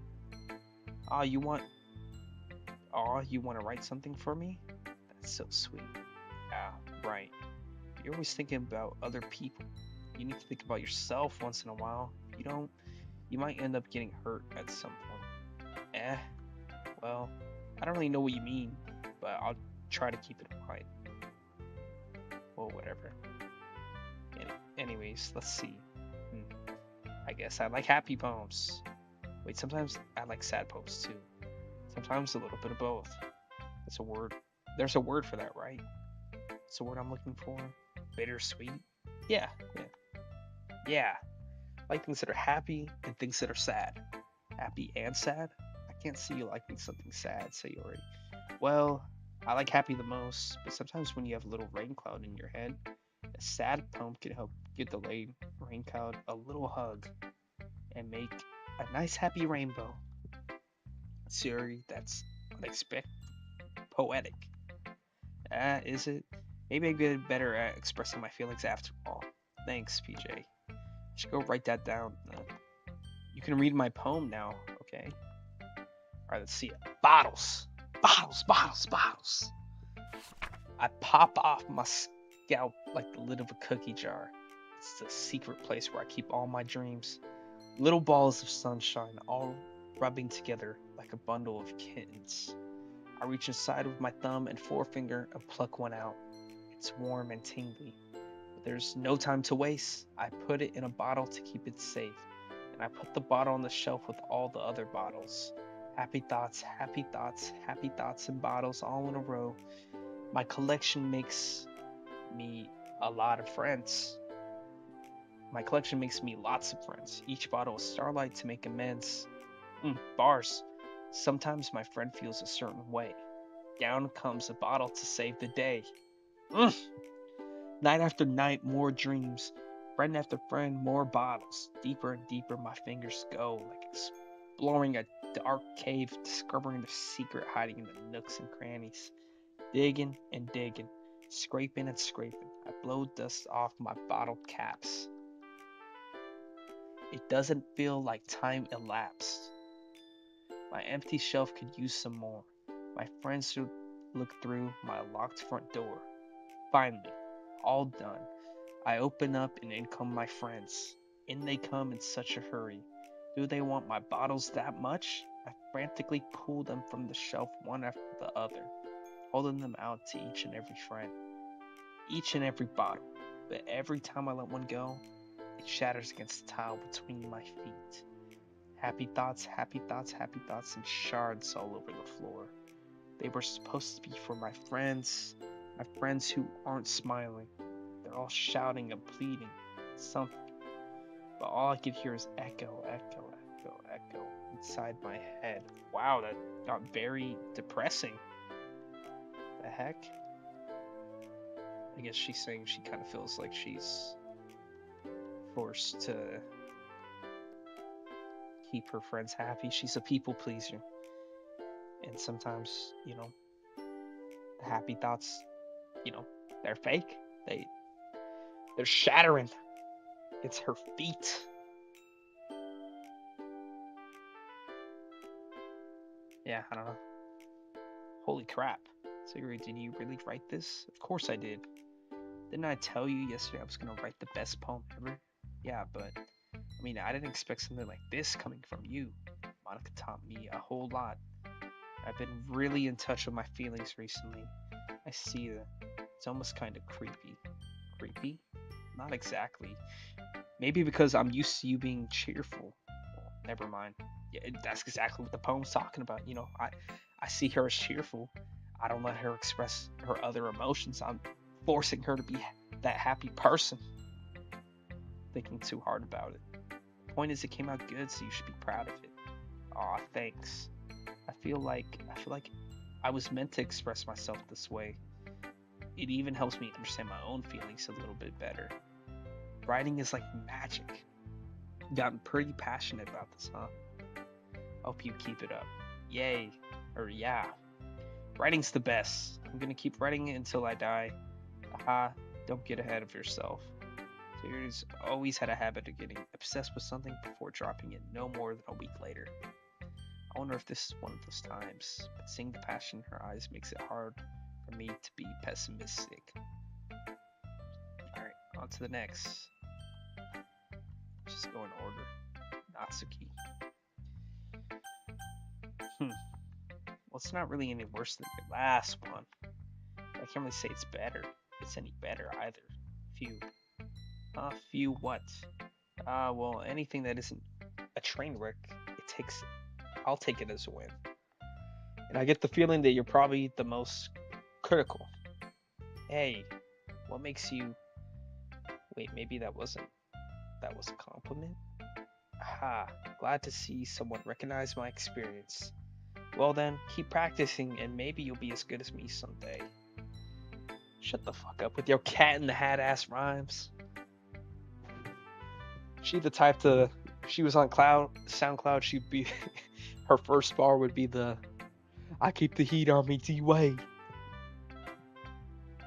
I got the 30 on me like I'm Curry. Something tells me Natsuki completely missed the point. Come to think of it, this kind of reminds me of Sayori's poem from yesterday. You think so? Yeah, well, I guess if you've been friends with her for so long, you might be on the same wavelength. But you never really struck me as her type. Sayori has a type all of a sudden? Well, I don't know. But honestly, how can someone so, fluffy spend so much time with someone like you? It's like she's dragging around a dead weight. Wow. That was a little unnecessary. Think of it this way. If it weren't for me, she would probably just fly away like letting go of a balloon. Wow, very poetic. Say we take care of each other our own way. Whatever it is, I don't get it. What maybe I gotta take care of you, and maybe you'll understand. Oh yeah, I guess I'm supposed to show you my poem. Here. Amy likes spiders. Okay. You know what? You know what I heard about Amy? Amy likes spiders. Icky, wriggly, hairy, ugly spiders. That's why I'm not friends with her. Amy has a cute singing voice. I heard her singing my favorite love song. Every time she sang the chorus, my heart would pound to the rhythm of the words. But she likes spiders. That's why I'm not friends with her. One time I hurt my leg really bad. Amy helped me up and took me to the nurse. I tried not to let her touch me. She likes spiders, so her hands are probably gross. That's why I'm not friends with her. Amy has a lot of friends. I always see her talking to people. She probably talks about spiders. What if her friends start to like spiders too? That's why I'm not friends with her. Doesn't matter if she has other hobbies. Doesn't matter if she keeps it private. Doesn't matter if it hurts. It doesn't hurt anyone. It's gross. She's gross. The world's better off without spider lovers. And I'm gonna tell everyone. Well, damn.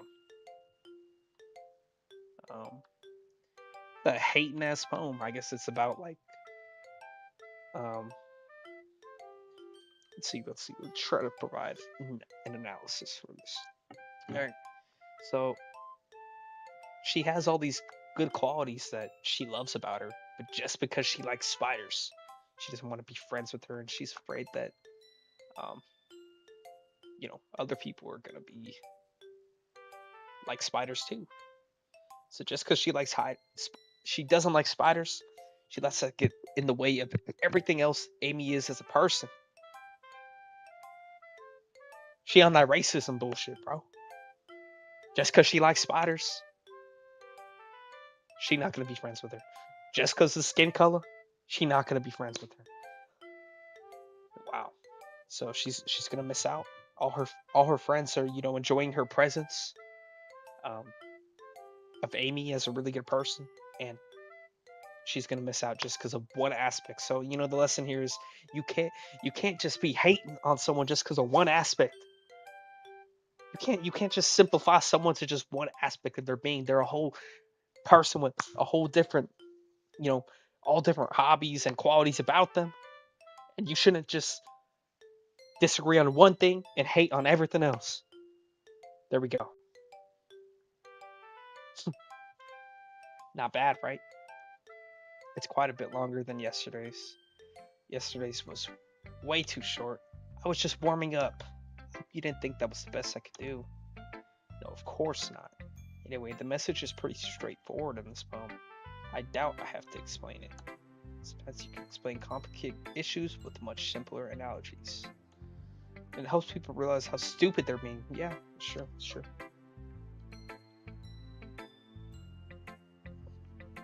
Like, anyone would agree that the subject of this poem is an ignorant jerk. You know people like that? Of course. It's about how everyone thinks That doesn't matter. It can be about anything. Well, they think you're like that or something. I wrote it to be easy to relate to. Oh, she was about the manga. I think. Yeah, about the manga. I mean, bro, I watch anime apparently. So you good, you good. Everyone has some kind of weird hobby or guilty pleasure, something that you're afraid if people find out, they'd make fun of you or think less of you. But that just makes people stupid. Who cares what someone likes as long as they're not hurting anyone and it makes them happy? I think people really need to learn to respect others for liking weird things. Well, you're definitely right. At least I can relate to that. I'm sure a lot of other people can too. It's what I do best after all. I don't like writing unless there's a good message to take away from it. Like conveying emotions is important. But I want to make people think, not just feel. Remember that. I want to write a good one for tomorrow too, so look forward to it. Okay. Yeah, it was. I feel like I actually kind of fuck with that one. right, eerie. Let's see what you've written for today. Hmm, it's pretty good. Were you influenced by seeing everyone's writing styles yesterday? I guess you could say that. And I'm influenced by being in the presence of beautiful women such as yourself. Had to let my passion be known. I was also a bit surprised by how different everyone writes. So I respect you for trying new things. You don't need to be afraid to do a little more, to be a little more daring. I mean, I thought I was pretty daring in this poem. Metaphors can go a long way. Don't feel like you need to work your brain like turning a bunch of gears. Try letting your mind wander through your feelings and write down the things you see and hear. That's one way to truly enable your reader to see into your mind. It's a very intimate exercise. I see. There's certainly interesting. That's a certainly interesting technique. Thanks for sharing. I have one example of that if you'd like to read it. Of course. Is this the poem you wrote for today? Yuri nods and timidly hands me her poem. Alright, let's see. The raccoon. Shout out my boy Rocket. Alright. It happened in the dead of night while I was slicing bread for a guilty snack. So, we're a fat ass. My attention was caught by the scuttering of a raccoon outside my window. That was, I believe, the first time I noticed my strange tendencies as an unordinary human. Is it unordinary? I gave the raccoon a piece of bread, subconscious, well aware of the consequences. Well aware that a raccoon that is fed will always come back for more. The enticing beauty of my cutting knife was the symptom. The bread, my hungry curiosity. The raccoon, an urge. Urge? The moon increments its phase and reflects that much more light off of my cutting knife. The very same light that glistens in the eyes of my raccoon friend. I slice the bread fresh and soft. The raccoon becomes excited. Or perhaps it's merely projecting my emotions onto the newly satisfied. Or perhaps I'm merely projecting my emotions onto the newly satisfied animal. The raccoon has taken to following me. You could say that we've gotten quite used to each other. The raccoon becomes hungry more and more frequently, so my bread is always handy. Every time I brandish my cutting knife, the raccoon shows me its excitement, a rush of blood. Classic Pavlovian conditioning. I slice the bread and I feed myself again. Okay, so what is this one? I guess it's kind of about taking pleasure in, um, uh, yeah, I guess simple things. You know, it's just a raccoon, but you know, to her, it's very special to be able to take care of the raccoon, and she's um, projecting her feelings onto the raccoon. I guess I don't know what else did it say. It happened the other night while I was slashing bread for a guilty snack. So yeah. Instead of feeling guilty about it, now she has a purpose or something. I don't know. I was a little more daring with this one than yesterday's. Dude, yesterday's was way more daring. What are you talking about? Wasn't yesterday's about like? No, I'm thinking of the other girl where it's like someone like spying on her. I don't know. I can see that. It's a lot more metaphorical. I don't know if it's my fault, but I can't begin to imagine what this poem is about. I think her last one was metaphorical, more metaphorical. Wasn't it the one about like the light or something like that? Like living in the past or something. That's right. It's like about a ghost. It's a bit closer to my preferred writing style. Using the poem as a canvas to express vivid imagery and conveying emotions through it. Yeah, if I take it at face value, then I can't even figure out what it's supposed to mean. Well, I think it's something that different people can relate to in their own way. I want to express the way it feels for me to indulge in my more unusual hobbies. And those sorts of things I'm usually forced to keep to myself. So I sometimes enjoy writing about them. Huh, that's funny. Didn't Natsuki also write something about that?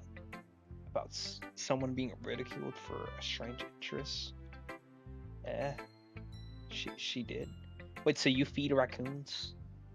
It's a little bit dangerous, but I guess. They cute. Yeah, she was talking about how it doesn't matter how you're what you're into as long as you're not hurting anybody. She's right. I mean, does she really feel that way? Yeah. Sounds like you two to have that in common. Well, that's interesting. To me, she seemed like the kind of person who would make fun of my hobbies. Oh, but I suppose that's my fault for judging, isn't it? Please don't tell her I said that. Uh, don't worry, I have no reason to. Okay, well, thank you for sharing it with me. After all, if I hadn't learned to embrace my own weirdness, I would probably hate myself. I may be ranting a bit now. Oh, you're not. Nothing wrong with being weird. It makes you unique, baby girl. In fact, I love your weirdness. I love it. But I'm glad that you're a good listener. Okay, on to the president. Hi again. How's the writing going? Alright, I guess I'll take that. As long as it's not going bad. I'm happy that you're applying yourself. Maybe soon you'll come up with a masterpiece. Aha, I wouldn't count on that. You never know. Want to share what you wrote today? Sure, here you go. Give a poem to Monica. Alright. I like this one. It makes me think of something Sayori would like. Is that so? You and Sayori are really good friends, right? I wouldn't be surprised if you had the sorts of things in common. Well, we may be good friends, but Sayori and I are actually really different. Hmm. Well, that may be the case, but maybe there's also some similarities that you wouldn't expect. The way she talks about you, it sounds like the two of you really care about each other's well being. When you show it in different ways, it ends up being more similar than you think. So I think that's the kind of vibe I get when reading your poem. Hmm. You sure you're not reading into this too much? Aha, could be. Oh gosh, I sound like Yuri. I wonder if this one was they all seem to like it, so oh no, nah, that one what's her name? Natsuki didn't like it. So I guess I was about to say I wonder if this poem even like mattered what I wrote. Maybe they're tricking us, but I guess it did. But in any case, Sayori's writing has kind of a gentle feel for it. You can tell that she likes exploring with emotions like happiness and sadness. Who knew that someone so happy would enjoy sad things too? Yeah, that's totally unexpected. Let's each their own. As and you shouldn't be afraid to experiment a little bit either. But anyways, you want to read my poem now? I like the way this one turned out, so I hope you do too. Alright, let's take a look. If I remember, hers was kind of creepy last time. Save me. This girl's depressed. I swear the last time her poem was about like staring at the wall and staring at a hole. And it was like a deep hole. But then it turns out that she's not looking through the hole is like looking to her. It was some weird twist like that. Alright. This one's called Save Me. The colors, they won't stop. Bright, beautiful colors, flashing, expanding, piercing, red, green, blue. An endless cacophony of meaningless noise. Wow, okay. The noise, it won't stop. Violent, grating waveforms, squeaking, screeching, piercing. Sine, cosine, tangent. Shut up, math. She really wrote math in this. Okay. So that, it gives you a visual picture of how the waves are looking. They look like sine, cosine graphs in math. All right, I'm gonna just read the verse again. The noise, it won't stop. Violent, grating waveforms. Squeaking, screeching, piercing, sine, cosine, tangent. Like playing a chalkboard on a turntable. Like playing a vinyl on a pizza crust. An endless poem of meaningless. Load me. Load me? She seems so cheery, but damn, these are depressing. Like playing a vinyl on a pizza crust? And yeah, I guess it is kind of meaningless. It's even more abstract than your last one, huh? Aha. I guess it's just the way I write. Sorry if you don't like it. No, I never said that. Just kind of a thing I've never really seen before, I guess. It's kind of like playing with my space on the paper. Choosing where and how to space your words could totally change the mood of the poem. It's almost like magic. The way I wrote the lines really short makes it feel like they're trying to speak over the noise. I see. It's still hard for me to tell what it's about, though. Aha. Sometimes asking what a poem is about isn't the right direction. A poem could be as abstract as a physical expression of feeling, or a conversation with the reader. So putting it that way, not every poem is about something. Anyway, here's Monica's writing tip of the day. Sometimes you'll find yourself facing a difficult decision. When that happens, don't forget to save your game. You never know when you might change your mind. Okay, yeah, I guess I should save the game. Thank you for reminding me that shit would be tragic if I didn't.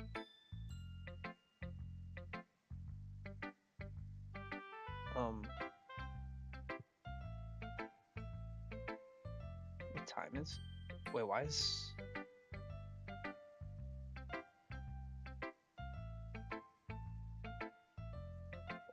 Why? I can't save on the autosave. Oh, well, it's good there is an autosave. Damn, the autosave was like 47 minutes ago. But why is this here? I didn't play the game at 10 days ago. I didn't play this game. Well, I've never played this game before. I didn't play the game. And then the time 1:55 a.m. I don't know. It's a little bit weird. Okay, no, but yeah, it's a little bit weird. I didn't even play the game during that day.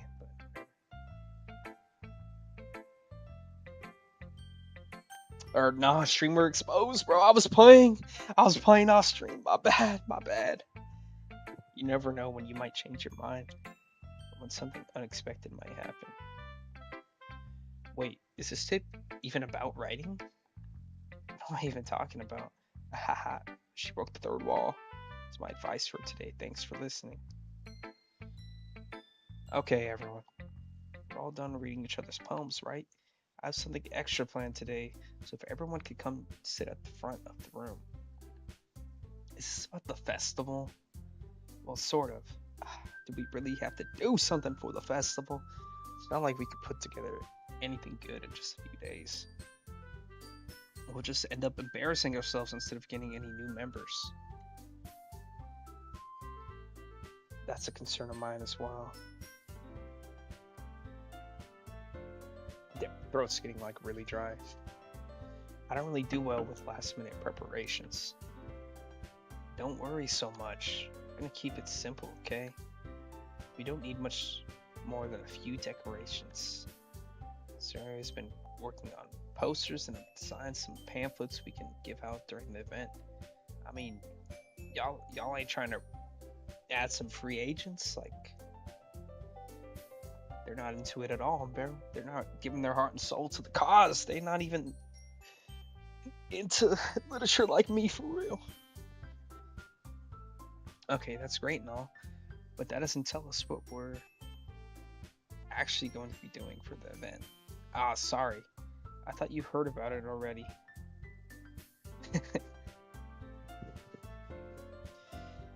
Yeah, they on the SF Giants, man. Where the moves at? Announce Murakami right now. Or that one pitcher that hates the Dodgers. I saw that we weren't in his top teams though, or something like that. Anyways, enough about that depressing ass. We're gonna be performing. Performing? Monica, yeah, we're going to be having a poetry performance. Each of us is going to choose a poem to recite during the event. We don't want them? We need pitching. The fuck, brother? And he has a burning hatred for the Dodgers, bro. Like, come on, that shit seemed like a layup. But the cool part is, it just made sense for him to come here. Alright, but the cool part is, we're also going to let anyone else come up and recite poems too. So he's putting out all of the posters in case anyone wants to prepare ahead of time. Siri, who's been coloring a poster, holds it up to see us. The hell? Oh, I think Siri thought I was talking to her.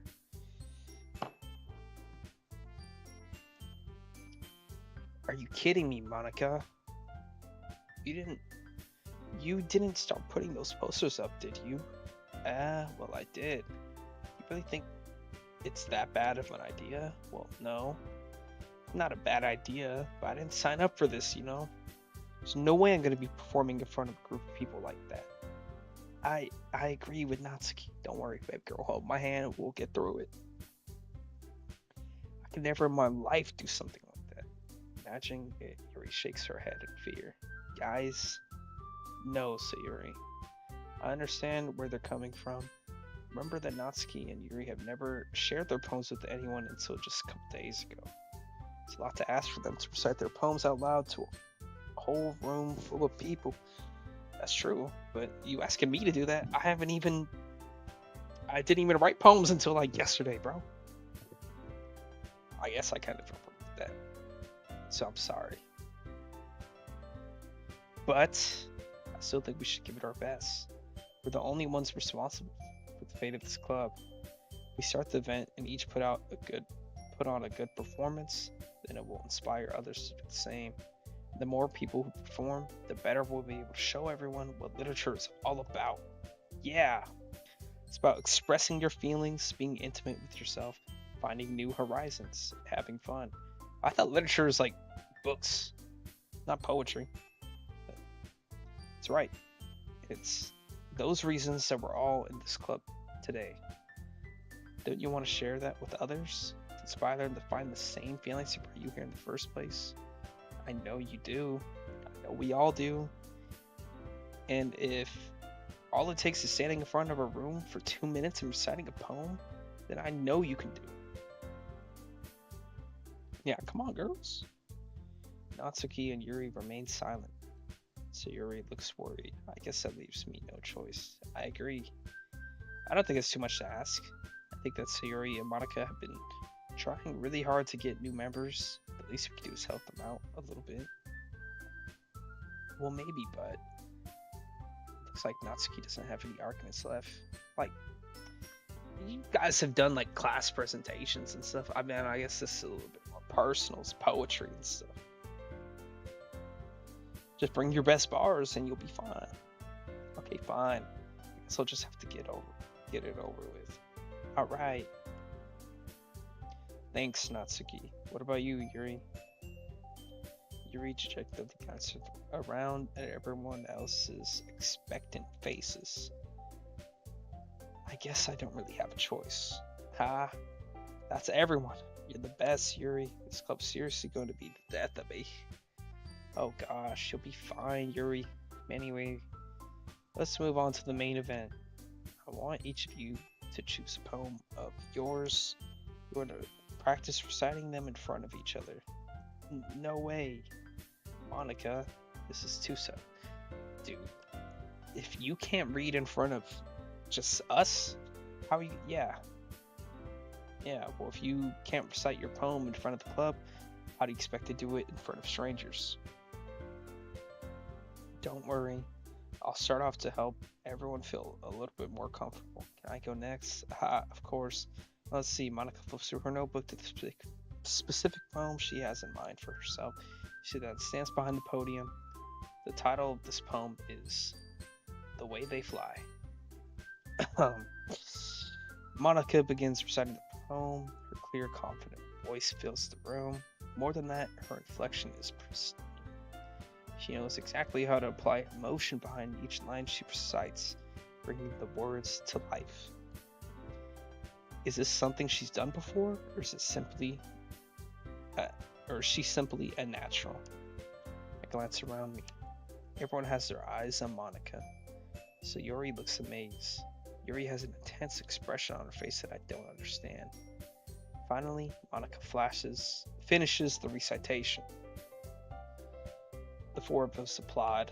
Monica takes a breath and smiles. That was so good, Monica. Aha, thank you very much. I was just hoping to set a good example. Are you ready to go next, Sayori? I'll go next. Oh, Yuri's fired up all of a sudden. Yuri clutches a sheet of paper between her hands and stands up. Keeping her head down, she walks quickly over to the podium. This poem is called... Yuri anxiously glances at each of us. You can do it, Yuri.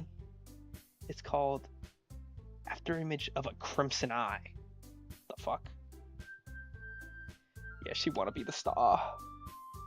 Yuri's voice shakes as she starts reading the poem. Just a moment ago, she practically refused to do this. Why is she suddenly putting in so much effort? Oh, is she jealous? She on that Kaminga. She wanna be the star. As Yuri gets past the first couple of lines, her voice changes. Oh my gosh, whenever I say Yuri, it thinks I'm saying Siri. So it keeps activating my phone. But anyways, it's almost like what happens when Yuri gets absorbed into her books. Her quivering words transform into the sharp syllables of a fierce and confident woman. I like that. That's hot. The poem is full of twists and turns and structure that she enunciates with perfect timing. They told me bust down my AP. This must be a rare glimpse into the whirling fire Yuri keeps concealed inside her head. Suddenly, she's finished. Everyone is stunned. Yuri snaps back into reality, glances around her as if she's bewildered, even herself. It's up to me to save the situation. I'm the first one to start applauding. Everyone joins me afterward, and we give Yuri the recognition she deserves. It's not that we didn't want to applaud for her, but we're so caught off guard that we must have forgotten. As we applaud, Yuri holds the poem to her chest and rushes back to her seat. Yuri, that was really good. Thank you for sharing. Looks like Yuri is down for the count. Okay, I guess I'm up next then. So Yuri hops out of her chair and cheerfully walks to the podium. This one's called My Meadow. Ha. Sorry, I giggled. Hehe. Sayori. It's a lot harder than I thought. How do you guys do it so easily? Try not to think of it like you're reciting to other people. Imagine you're reciting it to yourself, like in front of a mirror or in your own head. It's your poem, so it'll come out best that way. I see. Okay then. Sayori begins her poem. Somehow it feels like her soft voice was made as a perfect match. Siri, stop listening to me! Stop listening to me! This poem isn't aimlessly cheery like Sayori is. It's serene and bittersweet. If I were to read this on paper, I probably wouldn't think much of it. But hearing it come out of Sayori's voice almost gives it a whole new meaning. Maybe this is what Sayori meant when she said she likes my poems.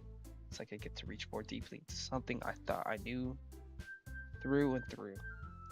Sayori finishes and we applaud. I did it again. I did it.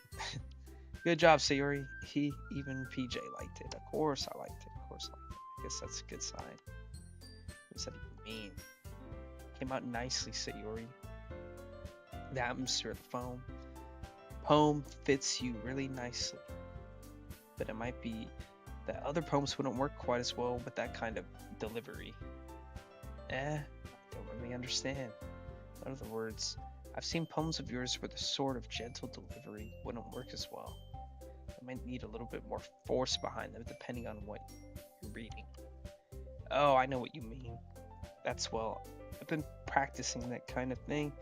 It's just embarrassing to do in front of everyone. Next time I'm going to make you pick a poem that challenges you a little bit more. We don't have much time before the festival, you know. Okay. Now who's next? Natsuki? Don't make me go before PJ. It's not like I can compare to you guys anyway. Might as well let PJ lower everyone's standards a little bit before I have to. I'm about to put up the LeBron 50-point performance now in the finals. That's what I'm about to put up now. And you're going to be like JR and ruin all of it. Natsuki. It's fine. I might as well get it over with. It's not like I have much of a selection of what to read. I'll just go what I wrote for today. I stand up and step in front of the podium. Everyone has their eyes on me, making me feel terribly awkward. I recite my poem. Since I'm not exactly confident in my own writing, it's hard to put energy into it. Despite that, once I finish, I receive applause anyways. So I'm not really as good as everyone else. Don't worry about it so much. I think it's less about your abilities and more about your lack of confidence in your writing. That's something you'll improve on. That'll improve over time, though. Yeah, maybe. Alright then. Just leaves you, Natsuki. Yeah. Going. Natsuki grudgingly gets out of her seat and makes her way to the podium. The poem is called... Why are you all looking at me? Because you're presenting. Anyway, the poem is called Jump. Alright. Natsuki takes a breath. When she starts reciting the poem, her sour attitude disappears a little. While she's still a little unenthused, her poem has a rhythm and rhyme to it. It's Natsuki's trademark style, and it works surprisingly well when spoken aloud. She got them bars on her. The words feel like they bounce up and down, as if giving life to the poem. Natsuki finishes and everyone applauds. She huffs back to her seat. That wasn't so bad, was it? Easy for you to say. You better not make me do that again. Well.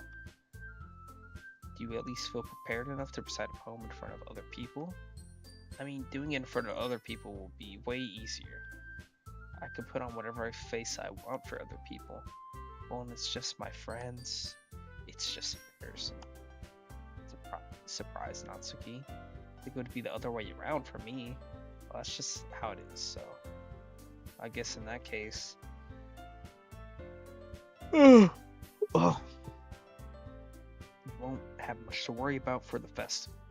That said, I want to thank everybody for coming through. Be hard, but I hope that you all have an idea of what it's like now. Make sure you pick a poem and get enough practice before the festival, okay? I'll be making pamphlets, so let me know ahead of time what you'll be reciting. Jeez. Should probably find some other poems to recite instead. That's fine too. Doesn't have to be your own. It's already pleasantly surprised that you're putting in all this effort for this club. It makes me happy. Nice guys. Yeah, no problem. Okay, everyone.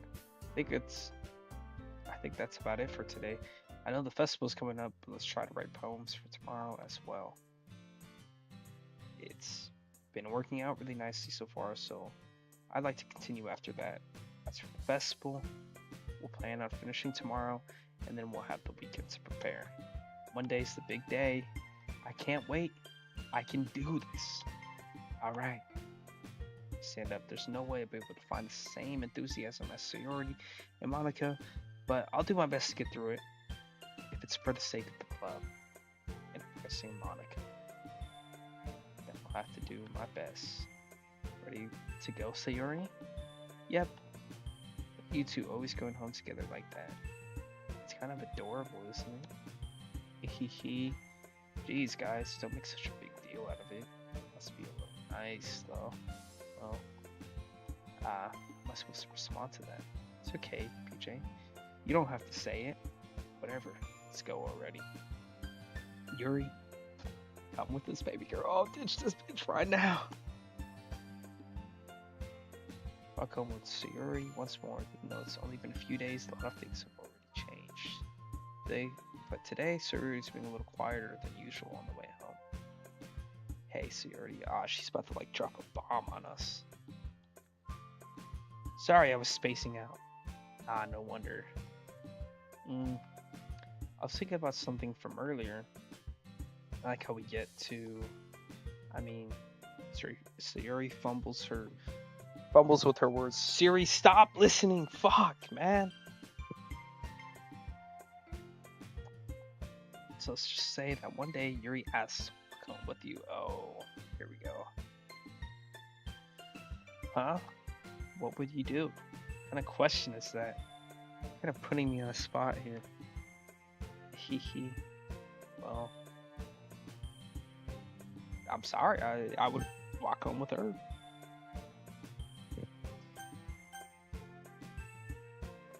Yeah, and guess what? All these girls have iPhone, bro. If this was real life, all these girls had an iPhone. You can't even play iMessage games with them. You can't even FaceTime with them. Alright, yeah. I would walk home with Yuri.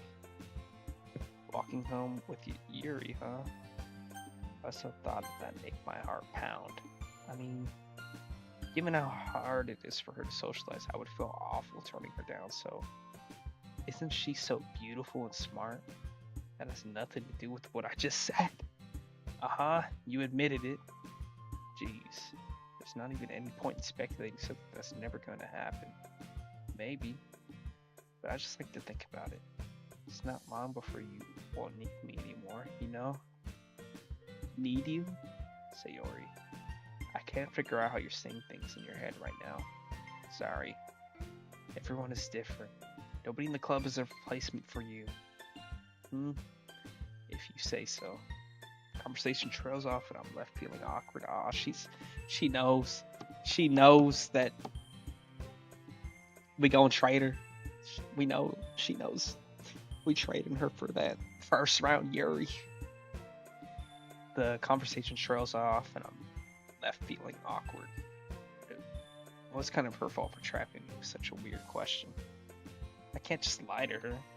But if there's something that makes her happy, I would hate to take that away from her. That's why I said there's no point in speculating. Then again, the festival is only a few days away. Who knows what will happen in that time? Damn, it's already almost been 3 hours. So I don't know, I don't know if you gotta wake up early, boy, I'm down to continue, playing Rainbow. We saw Undefeated. If you want to do that, I feel like this is kind of a good spot to leave off for the first episode, Let's save this here. What's the progress? Yeah, there we go. Just let me know. I'm getting kind of hungry. I'm gonna put a cup of noodle in the microwave real quick. I've been on both since I ain't got to the stream. Oh, okay. Yeah, I'm gonna end this here then. It's the night is still young too. Good first episode, Next time it's gonna be the festival and stuff. Damn. I don't know why I feel like I'm more invested into this than I thought I would be. I don't know why. Even though it's like nothing has happened. It's just like I guess probably just having you guys commenting and stuff. Like if I was by myself, I'd probably be a lot more bored. But yeah. All right. So I'm gonna end this Doki stream here. First episode. I don't know how long the game is, but it was like 3 hours, so I don't think it's that long. Probably more than like 10 hours. So, all right. Thank everybody for coming to the stream, and if you're watching the VOD, God bless you. God grant you His peace, and God grant you some waifus